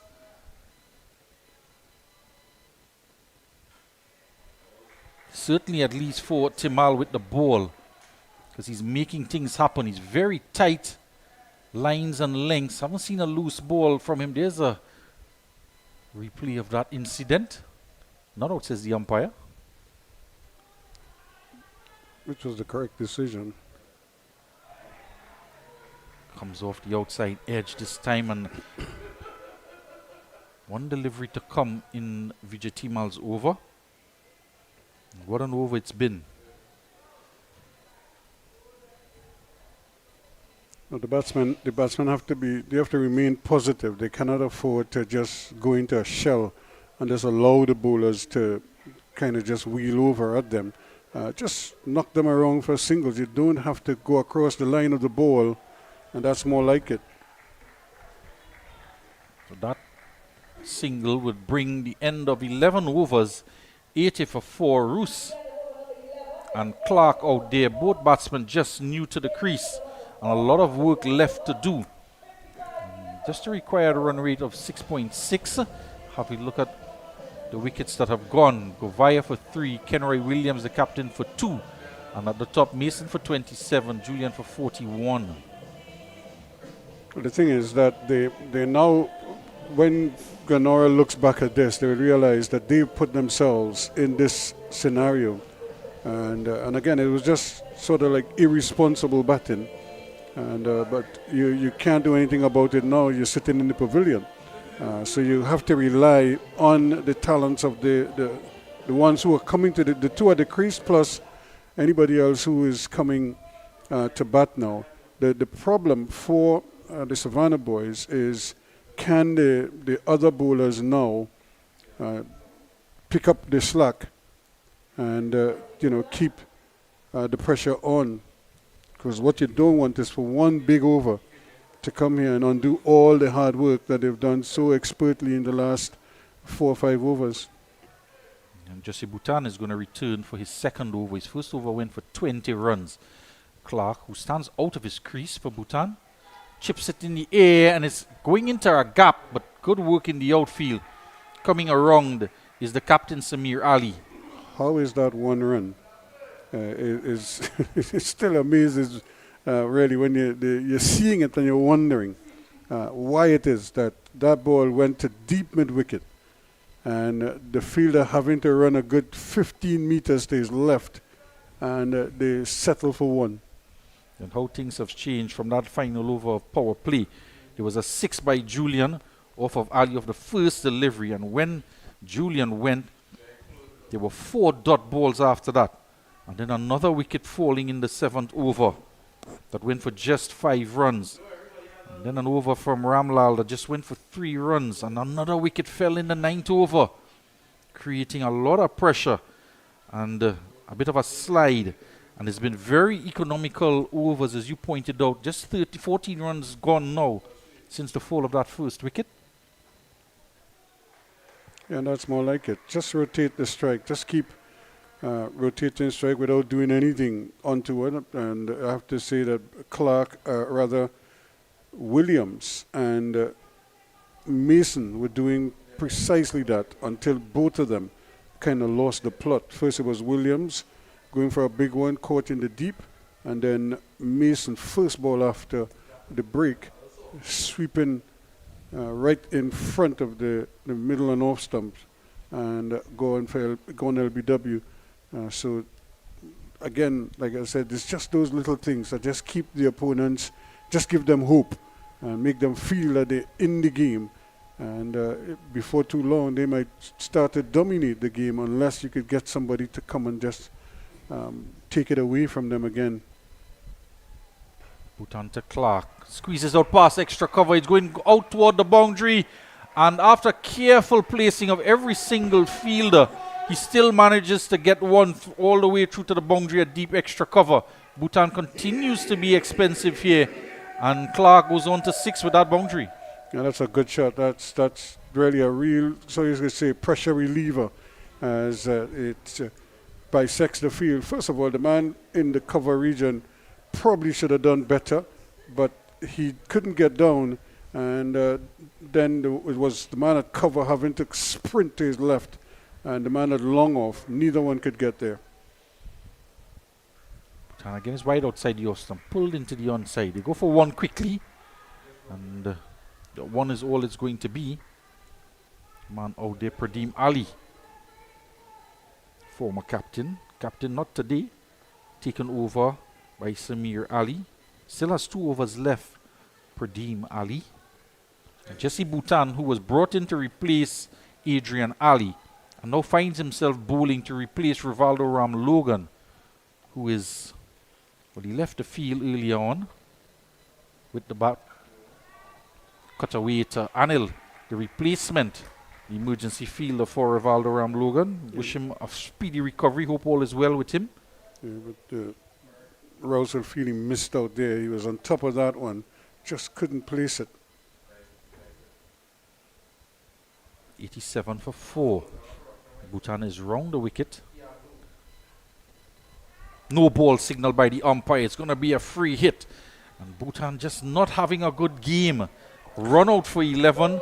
First over went for 20 and no ball in the second over. Yeah, Cardinal sin here. They've already picked up 8 off the over now, thanks to this no ball, and which would have been a dot ball. I would have finished the over as well. But now he has is a free hit, so it could cost him.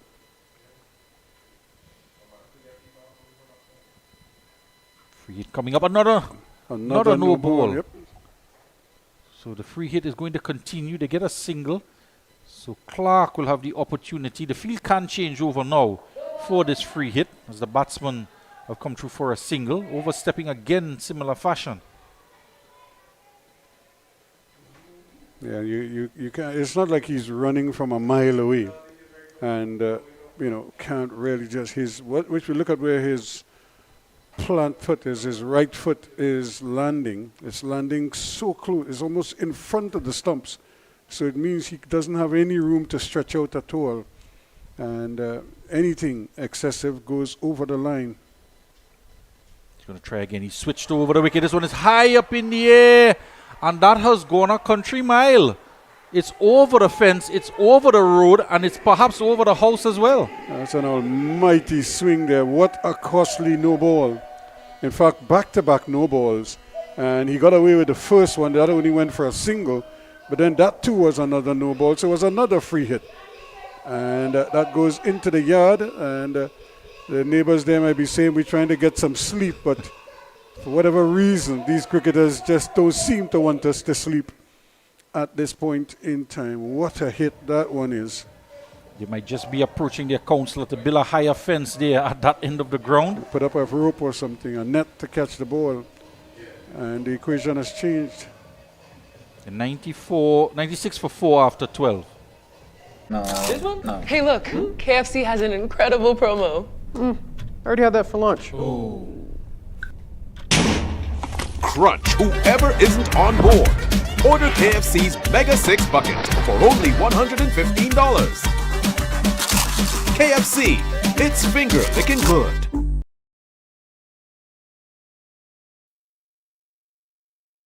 Okay, it's a live action. 96 for 4. The current run rate stands as 8 despite losing 4 wickets on the trot. I was just trying to see in terms of the amount of runs. It was 80 for 4 after 11. 16 that over conceded. The final ball, what was supposed to have been the final ball, instead it went for 9 after 5. That final delivery counting for 9 runs with 2 no balls, 1 off the no ball, and then an almighty 6. Yeah, when you hit a 6 like that, you tell yourself it should be 12. It deserves more than that. Colin Murray had a theory like that, but I had to stop it and tell him a 6 is a 6. Don't try anything with that, with the rules. Don't tamper with the rules. Small 6, big 6, Yeah, same 6. You know, it's still a home run is a home run. Ruskin, you could see why they have the welder working at this late hours in the night. It's because of the cricket ground and the amount of 6s that have been hit in this North Zone T20 festival. His services might be needed in a few more houses. Yeah, he's practicing. Probably putting up burglar proofing. There's 38 more required from 47 balls. It was just a short while ago there were more balls than runs for a brief moment, or just 1 run differential. But now that has changed completely with that over. Here's the main weapon in this game, Vijay Timal, 3 for 10. And he's bowling his final over. Work for Ali out there, and he gets around quite well to discourage the batsman for coming back for a second run. Again, it's the kind of running, it's like lazy running, because again the fielder had to come from long off, run a good 10-15 meters to his right, and they just amble a single. Yeah, the speed of the man with the fluorescent boots just distracted them. Timal searching for another wicket. Down the track, couple steps. Is Roos. There is Bhutan tumbling away at long off. So he's come into the team, Bhutan. And his first game in the tournament, we believe, and run out for 11. He's not having a good day. First over for 20. Second over for 16. And he's been hit for a few 6s. Well, there will be days like those, if you play cricket long enough, you will make a duck or 2. And you might be expensive in a spell. Vijay, who's economical, he's picked up a 4. Out-bowled Joshua Clark. There was no defense there from Clark. It went straight past the bat, played down the wrong line, and a 5th wicket goes down with 99 runs on the board. Clark goes for 14. So after striking a massive 6, he's lost his off stump. And again, it's it's good bowling. First you have to say that, but again it's careless batting, because it's like a nothing shot. He just kind of stood there and just missed the ball entirely, and the ball didn't really spin that much. He just never covered it and lost his off stump. And the bowler as well, left arm round the wicket, angling across.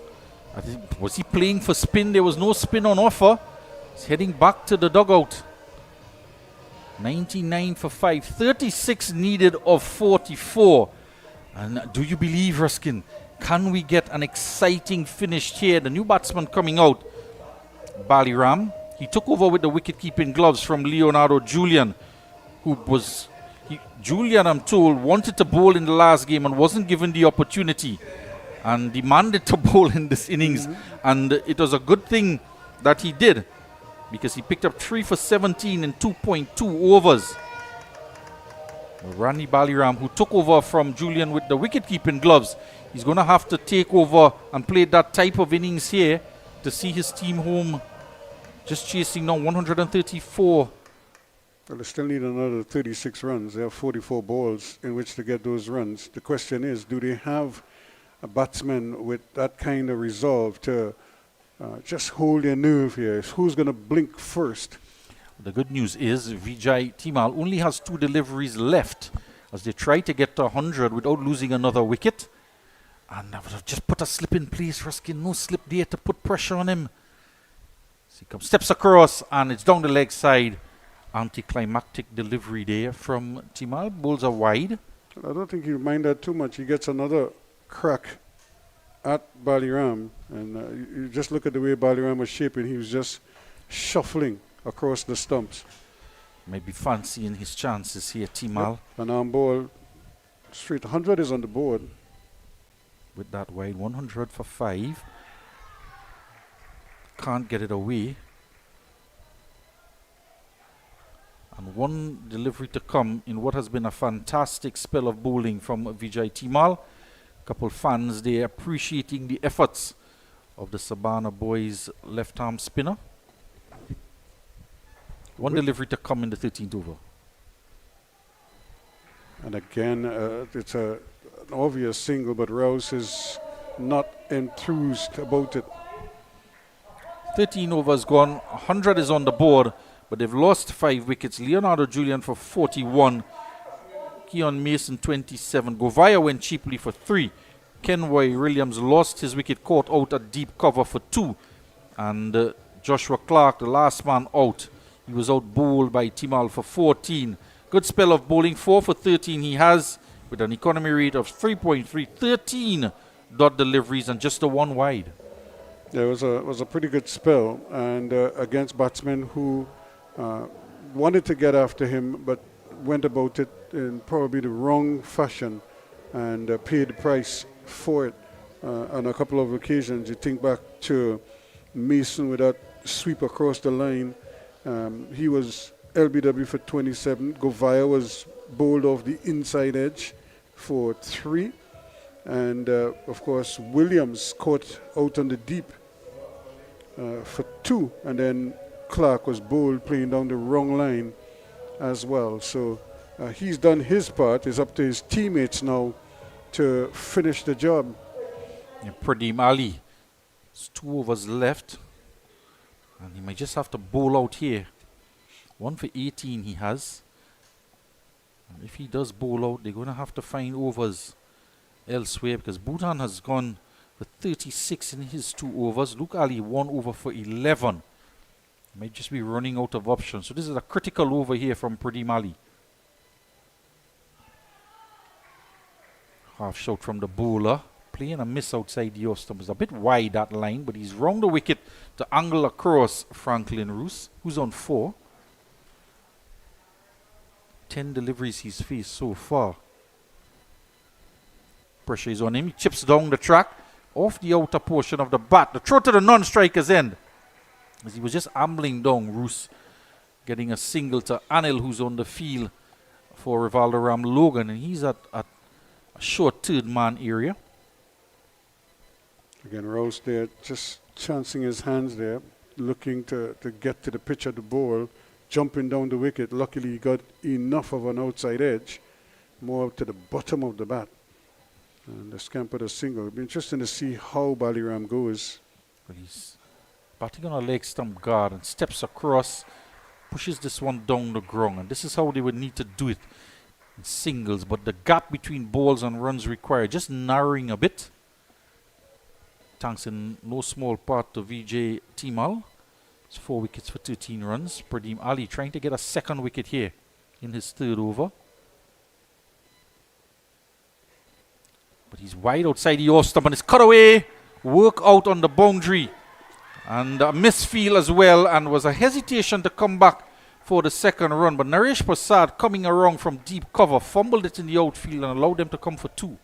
I couldn't believe Rouse was comfortable with 1. Even before the misfield, he had his hand up to indicate 1 run. And it wasn't like if he wasn't there. He had already touched down by now. He was in his crease. And he was already signaling. He's down the track this time, hitting it out of the inner portion of the bat on this occasion. Gets the backward square and just a single. You're going to have to try and get every single run on offer. Yeah. Any fumble in the deep, you have to run the first one hard and wait for the opportunity to get 2. You have to put pressure on the fielders because that's what you do as a batsman. The end of the 14th over, 105 for 5. Pradeem Ali was a bit too wide in that over to pick up a wicket. Having that family lime at home, that cookout by the river, or you're just feeling to bubble up pot? Then Cans Poultry and Meats Limited has got you covered for all your meaty needs. Whether it be chicken, beef, steak, lamb, or even seafood, check Cans. They even have seasoning and condiments to complement your dish.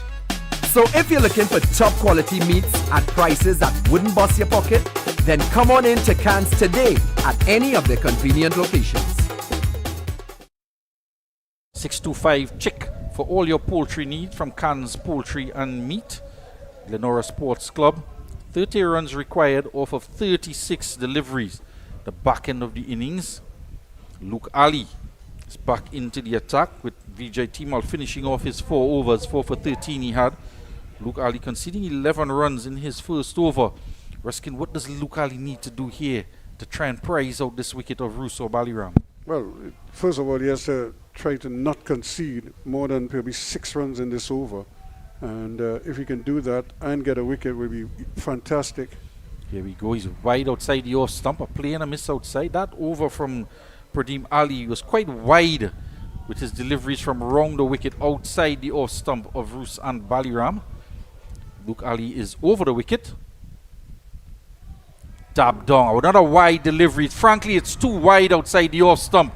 And Franklin Roos gets enough bat on it to guide it past Anil at backward point and into the boundary for 4. Yeah, that was a very good shot from Rouse. He stayed on top of it and just dabbed it. He didn't try to hit it too hard. He was just looking for placement, using the speed from the bowler and working against him on that occasion. Very well played and 4 crucial runs at this stage. He's on to 12, 109 for 5. He's going to have to bowl a tighter line on that off stump, Ali. He does put a lot of pace on the deliveries. Did mention that he used to bowl fast medium at an earlier age, switching to off spin, but still maintains some of that pace, trying to get some revolutions on the ball and get it to nip back outside the off stump. This one is on the pads. They're going to get a single. And that boundary would certainly help a lot now. 25 off 33 needed. Yeah, it's 110 now, and so they just, well, the current run rate is just under 8, and the required rate is really very, very attainable. 25 from 33. They just need to keep their cool here. Baliram on strike, steps across, an appeal there. It was struck on the pad. Not out, says the umpire. Ruskin have been making calls, particularly now with Baliram on strike. I would just bring another fielder in on the mid-wicket area, close to the bat, just to stop that rotation of strike. Baliram isn't looking to hit a lot of boundaries.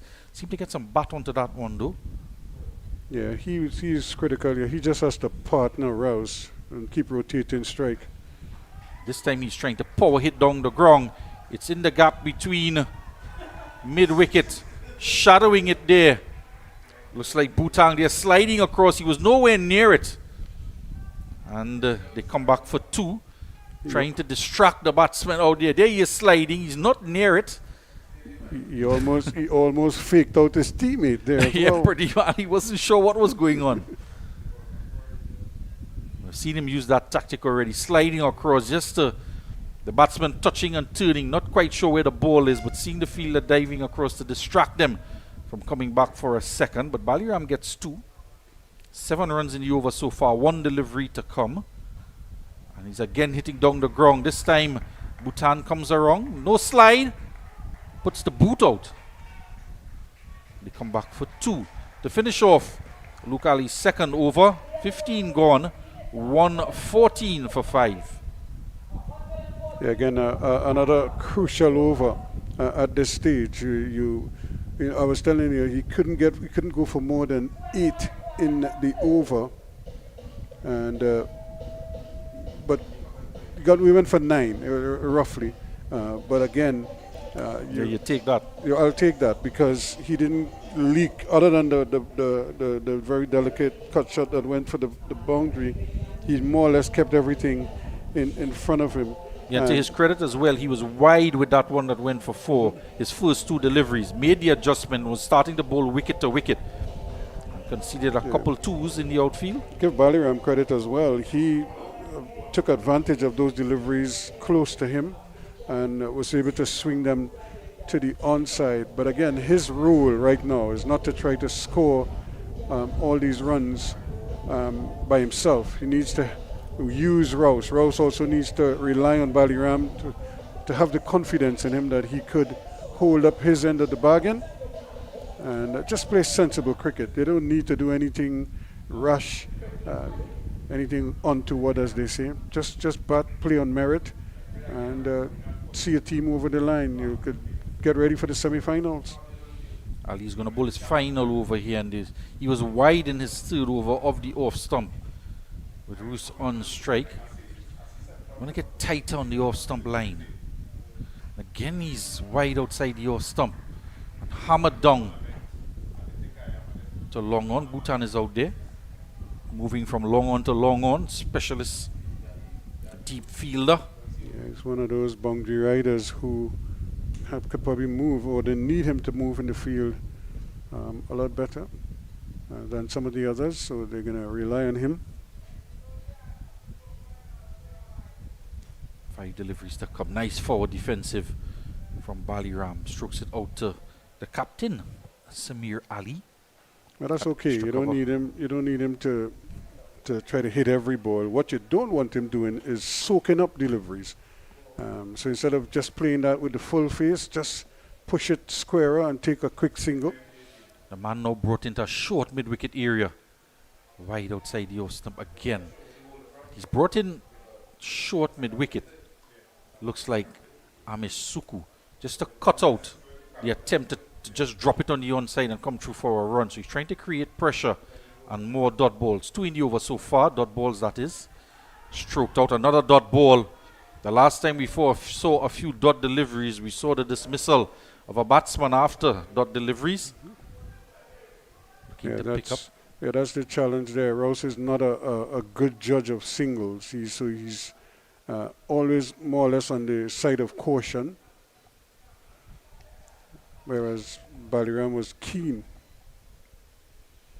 This one is on the pads, tugged around the corner, and it's gone for 4. He swept it fine. The backward square could not get around. It's bowling on the pads, a badly lined delivery, and conceding a precious 4. A gift, really, at a crucial time. The over was going well so far until he, for whatever reason, he's changed his line and paid the price. Yeah, he's just trying to get closer to the off stump because he was too wide outside the off stump to pick up a wicket, but went too far on the pads. Baliram stroking out to cover now. Looking better and better as the inning goes on. Baliram playing all of his shots now, all along the ground. 16 overs gone, 120 for 5. Roos on 14 and Baliram on 10. Blue Water's posse identified. Somebody pass blue water. Somebody bring blue water. Somebody get blue water. And we ready now. When you're feeling hard, take a blue water spray. Take a blue water spray. In your school or house, take a blue water spray. When the bus run out, take a blue water spray. Party posse water.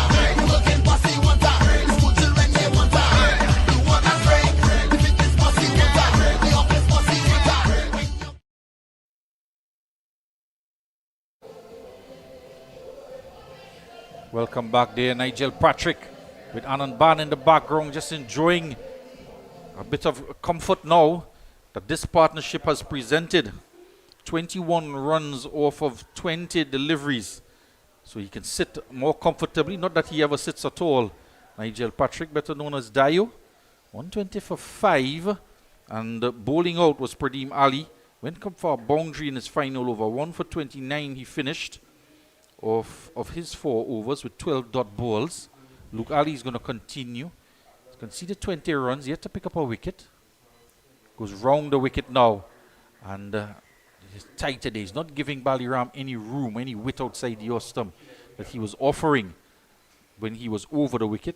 Was tapped away for a 4 off of the bat of Roos in the last over. We're in the 17th over. Chasing 134. And was that an edge? It's an appeal to the umpire, and the square leg umpire has raised his hand. A bail is on the ground, and is he out stumped?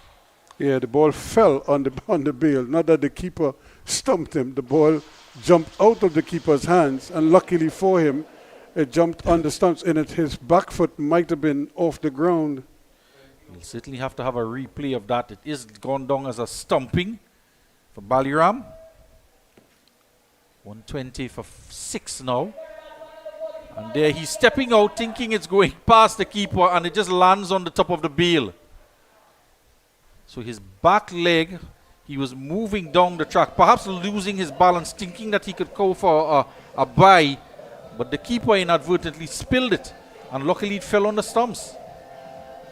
6 down now, 120. And Nigel Patrick might be pacing again, Ruskin. Yeah, they're making this a lot more difficult than it should be.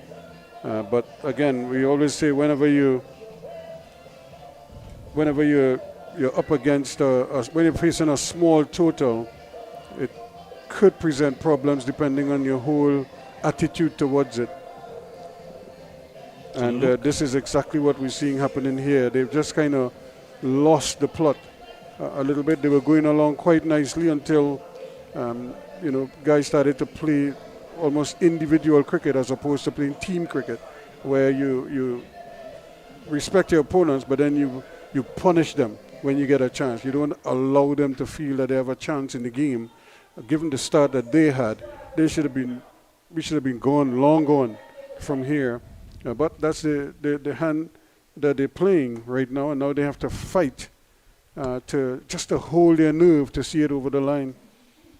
Yeah, and you have to see Savannah boys are keeping themselves in with a chance, and it was an excellent effort from them. Just thinking back that they've lost Rivaldo, who has retired out on 34. He's also not available to bowl. So as the new batsman, Andy Alexander, gets off the mark. Now Luke himself is chasing it down at mid-wicket to ensure that they don't think about a second run. So he's picked up a wicket now in his 3rd over. And the young man is going to have to be very tight indeed as this game gets even tighter with 6 wickets down. Yeah, it's really it's on a knife's edge right now. Another wicket will really set the cat among the pigeons and could really make life even more difficult for the GLENORA team, who really, as I said, should be coasting to a victory. Instead, they're giving themselves some anxiety here. Ali is wrong, the wicket continues. Squeeze out a single to extra cover. And again, Roos is not running with any measure of speed as it was played out to Timal at extra cover, but they get the single nonetheless. And that's I suppose everybody now has to understand the requirements here is to just try and keep strike rotating. You get a bad ball, you put it away. But essentially, you're looking to score off every ball and try and get a single push and run. Luke stays wrong the wicket for the left-handed Alexander, who's back on strike. And a precious dot ball, 2 dot balls, well 3 in fact, one of which took a wicket in this Ali over. 1 delivery to come in his 3rd over. And in the 17th over, they might just take this down to the final over. That's what they'll be hoping. Pitched up, and how did that miss the bat? How did it miss the stumps? Because he played right across the line of the ball. No need to play that shot. 17 gone. It's 122 for 6. So Luke Ali trying to keep his team in with a chance. A very tight 17th over from Ali. Just the 2 singles, 3 dot balls and a wicket. So the tension very much out there. You can cut with a knife. 9 extras in this innings as well. So the bowling hasn't been that bad in terms of wides. There was just 5 wides from Bhutan that went to the boundary for 4 wide delivery. There's been 2 no balls in those 9 extras. And with Pradeep Ali bowling out, 1 for 29 in his 4. We're going to see a bowling change now. Amir Ali comes into the attack. Bowled none for 9 in 1 over against Boomalachis, 1 for 16 in 3 overs against Shannon Sports Club. So a lot is going to rest on his shoulders now. Coming into bowl, the very important 18th over Ruskin with just 13 needed. Yeah, it is, and they must be thinking, okay, he's not a front-line bowler per se, and so you may feel, okay, we could, target him a little bit. And is it that Luke Ali is just sort of what I'm not sure, or they're waiting on a helmet? That's what they're trying to do. Ali just stretching out there. He's bowling. He's had an excellent tournament, Luke Ali. So this is the ball. You could target the bowler here and maybe try to get 10 off this over and make life easy the rest of the way. But you have to be smart. Certainly don't want to leave it for the final over. Yep. With just 13 needed. With 3 overs left, you probably want to be maybe for the next over, half of that. It may be required, if not fewer than that. And if you could win it all, then do it here. But the idea, of course, is to try to get as many runs off of him as possible without taking any undue risks. Play the ball into the gaps, but try to run off every ball that he bowls. And Ali, as well as Savannah boys, they're going to need that very tight over here from Amir Ali. It's going to be his first over, and what a time to come into bowl. They drop an additional fielder out on the onside for Franklin Roos at mid-wicket. So there's a backward square mid-wicket, long off, long on, and deep cover. And the short fine leg, third man backward point. They're in the ring. They go for 1. And there again, Ruskin, you're not seeing them putting any pressure on the field to look to come back for a second on the fumble. No, that has not been his approach throughout this innings. He especially Rouse, he just seems to be content with a single, and so even if there's a bubble, he's not in a position to take advantage because he more or less cuts off, and then finds it difficult to start again. But Andy Alexander again played a really big shot earlier. Can he hold his nerve here? Alexander gets a full delivery, chips it down the ground. It's only going to be 1. Final stages of this game, and they just ambled through for a single as well as it was pushed back past the bowler. Umpire taking evasive action. Wasn't hit that ferociously back down the ground though. 124 for 6, 11 needed. Yeah, you need to get it down to 5 or 6 by the end of this over. So you don't want to have to face 10. Amir Ali steps down the track, Roos, and can't get a single this time. With extra cover is in the way. Passad. Dot delivery. Precious dot delivery at the back end of the innings. Yeah, long off and long on is a single every time. So if you can't get it through the offside, just stroke it down the ground and take the single. Again, he's down the track. Dragged down in length. Just another single here to deep mid-wicket. The captain, Samir Ali, out there. So they're doing it in singles. Yeah, no, they need 9 now or 10 of the rest of the way, 2 overs and 2 balls. Manage a couple dot deliveries here would be certainly Precious dot balls. I always thought he was going to have a go. He was not going to just sit around there and wait for anything. So that's as good as a defensive shot for him. He's just going to play that expansive drive that he likes to play. Just as well, because if he's not to the pitch and he tries to hold back and he can just pop it up in the air for an opportunity for a catch, might as well just go through with the shot. Again, down the track. You're going to come for a quick single. The bowler is after it, and the throw to the keeper is a weak one.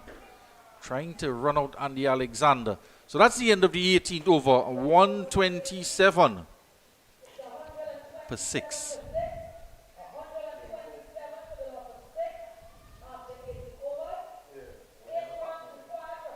Here at GMMB, love is the currency.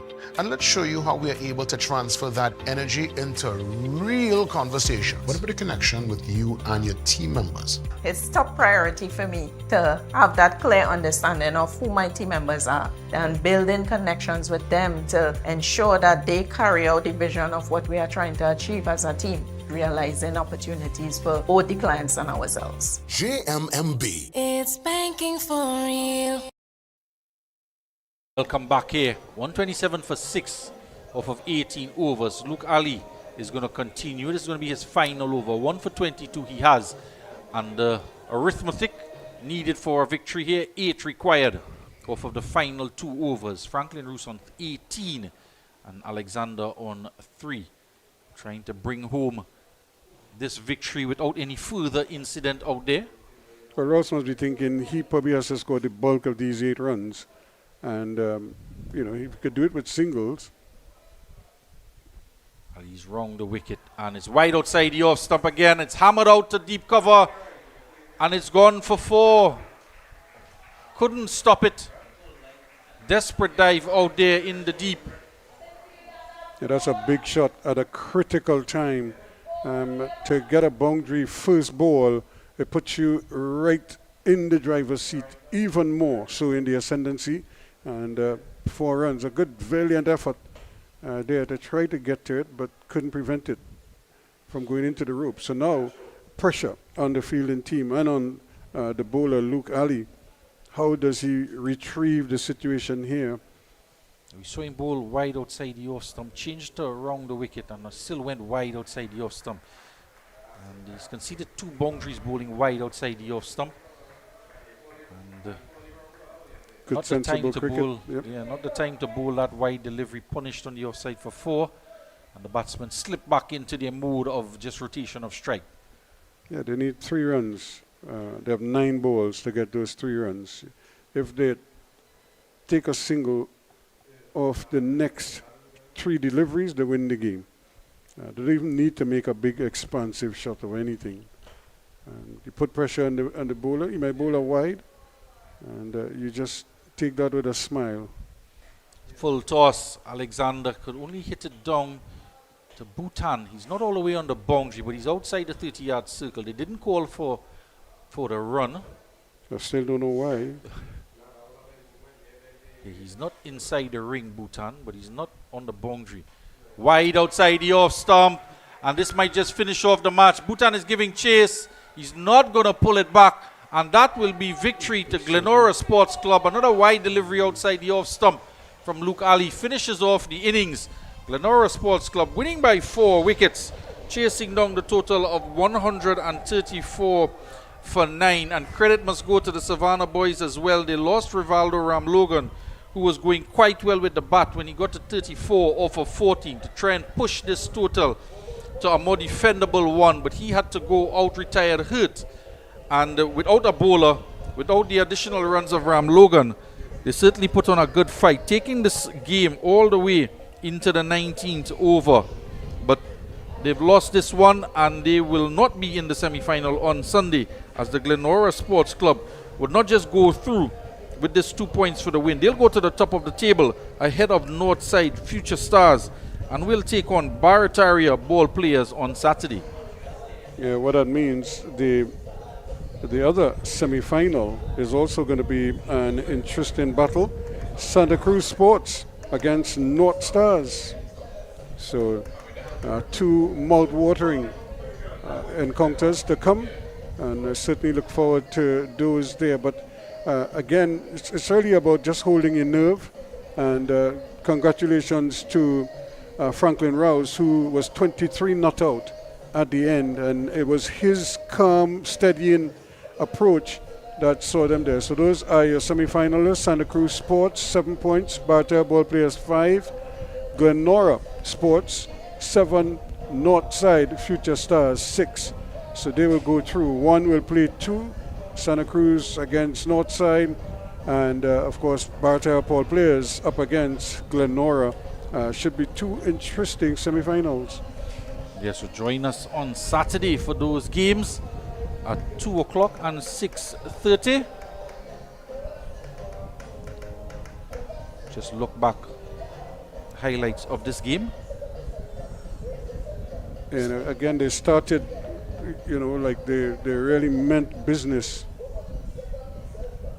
until this man struck early. He just finished off the game with a big boundary, but he was taking wickets earlier, and everything was going the way of GLENORA, a run out there, and then another wicket to Alexander as he ended with the splendid figures of 3 for 17 or rather 3 for 18 at the end, and but they lost a couple of wickets along the way, and Govaya and company making sure, although there were a couple big hits inside of there, some of these really sailed out the ground with Ram Logan coming, and he and Luke Ali deciding that they were going to take the fight to GLENORA, and they were feasting at one time until eventually a tame catch there. But this man took off the gloves and decided, look, I needed to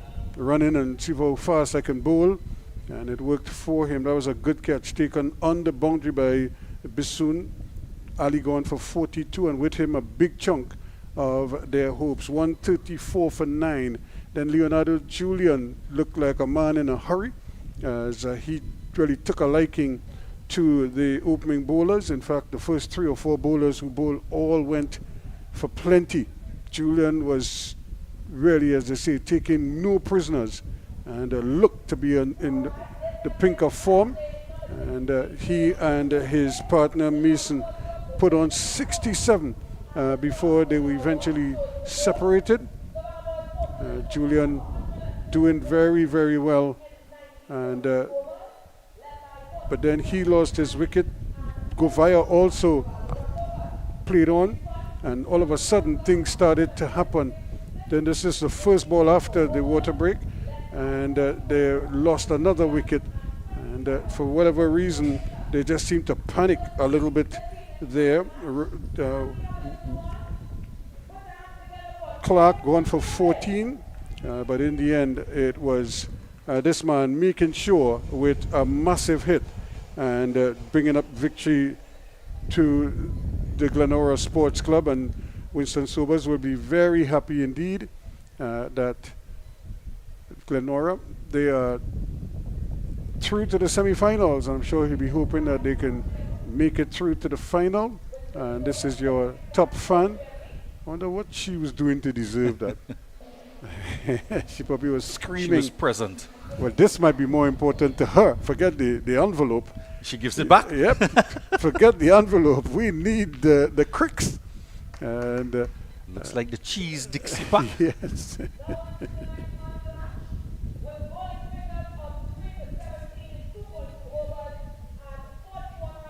Leonardo Julian.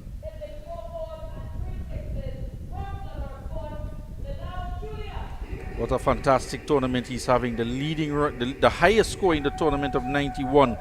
And now picking up another man of the match. 41 he scored and 3 for 17.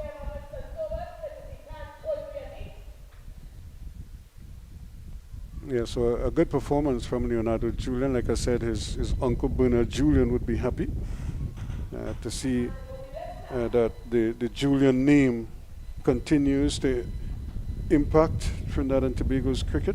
And all-round ability as well, an all-round performance from Leonardo Julian with bat and ball. He insisted to behind take the glove. he insisted on taking the gloves behind off. the stumps there. The common bowl.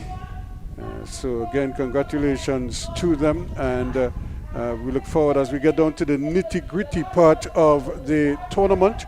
It's really a time now for them to really sit up and take notice of some of the outstanding performers in this tournament, and I'm sure when it's all said and done, we will have some names that will really stand out over time. Spare thought though for Vijay Timal, although he came up on the losing end, 4 for 13 from his 4 overs, really made life very difficult for Glenora, and they didn't have it all their own way through to the end. So congratulations to them all the same. Victory by 4 wickets, 136 for 6 from 19.3 overs in the end, and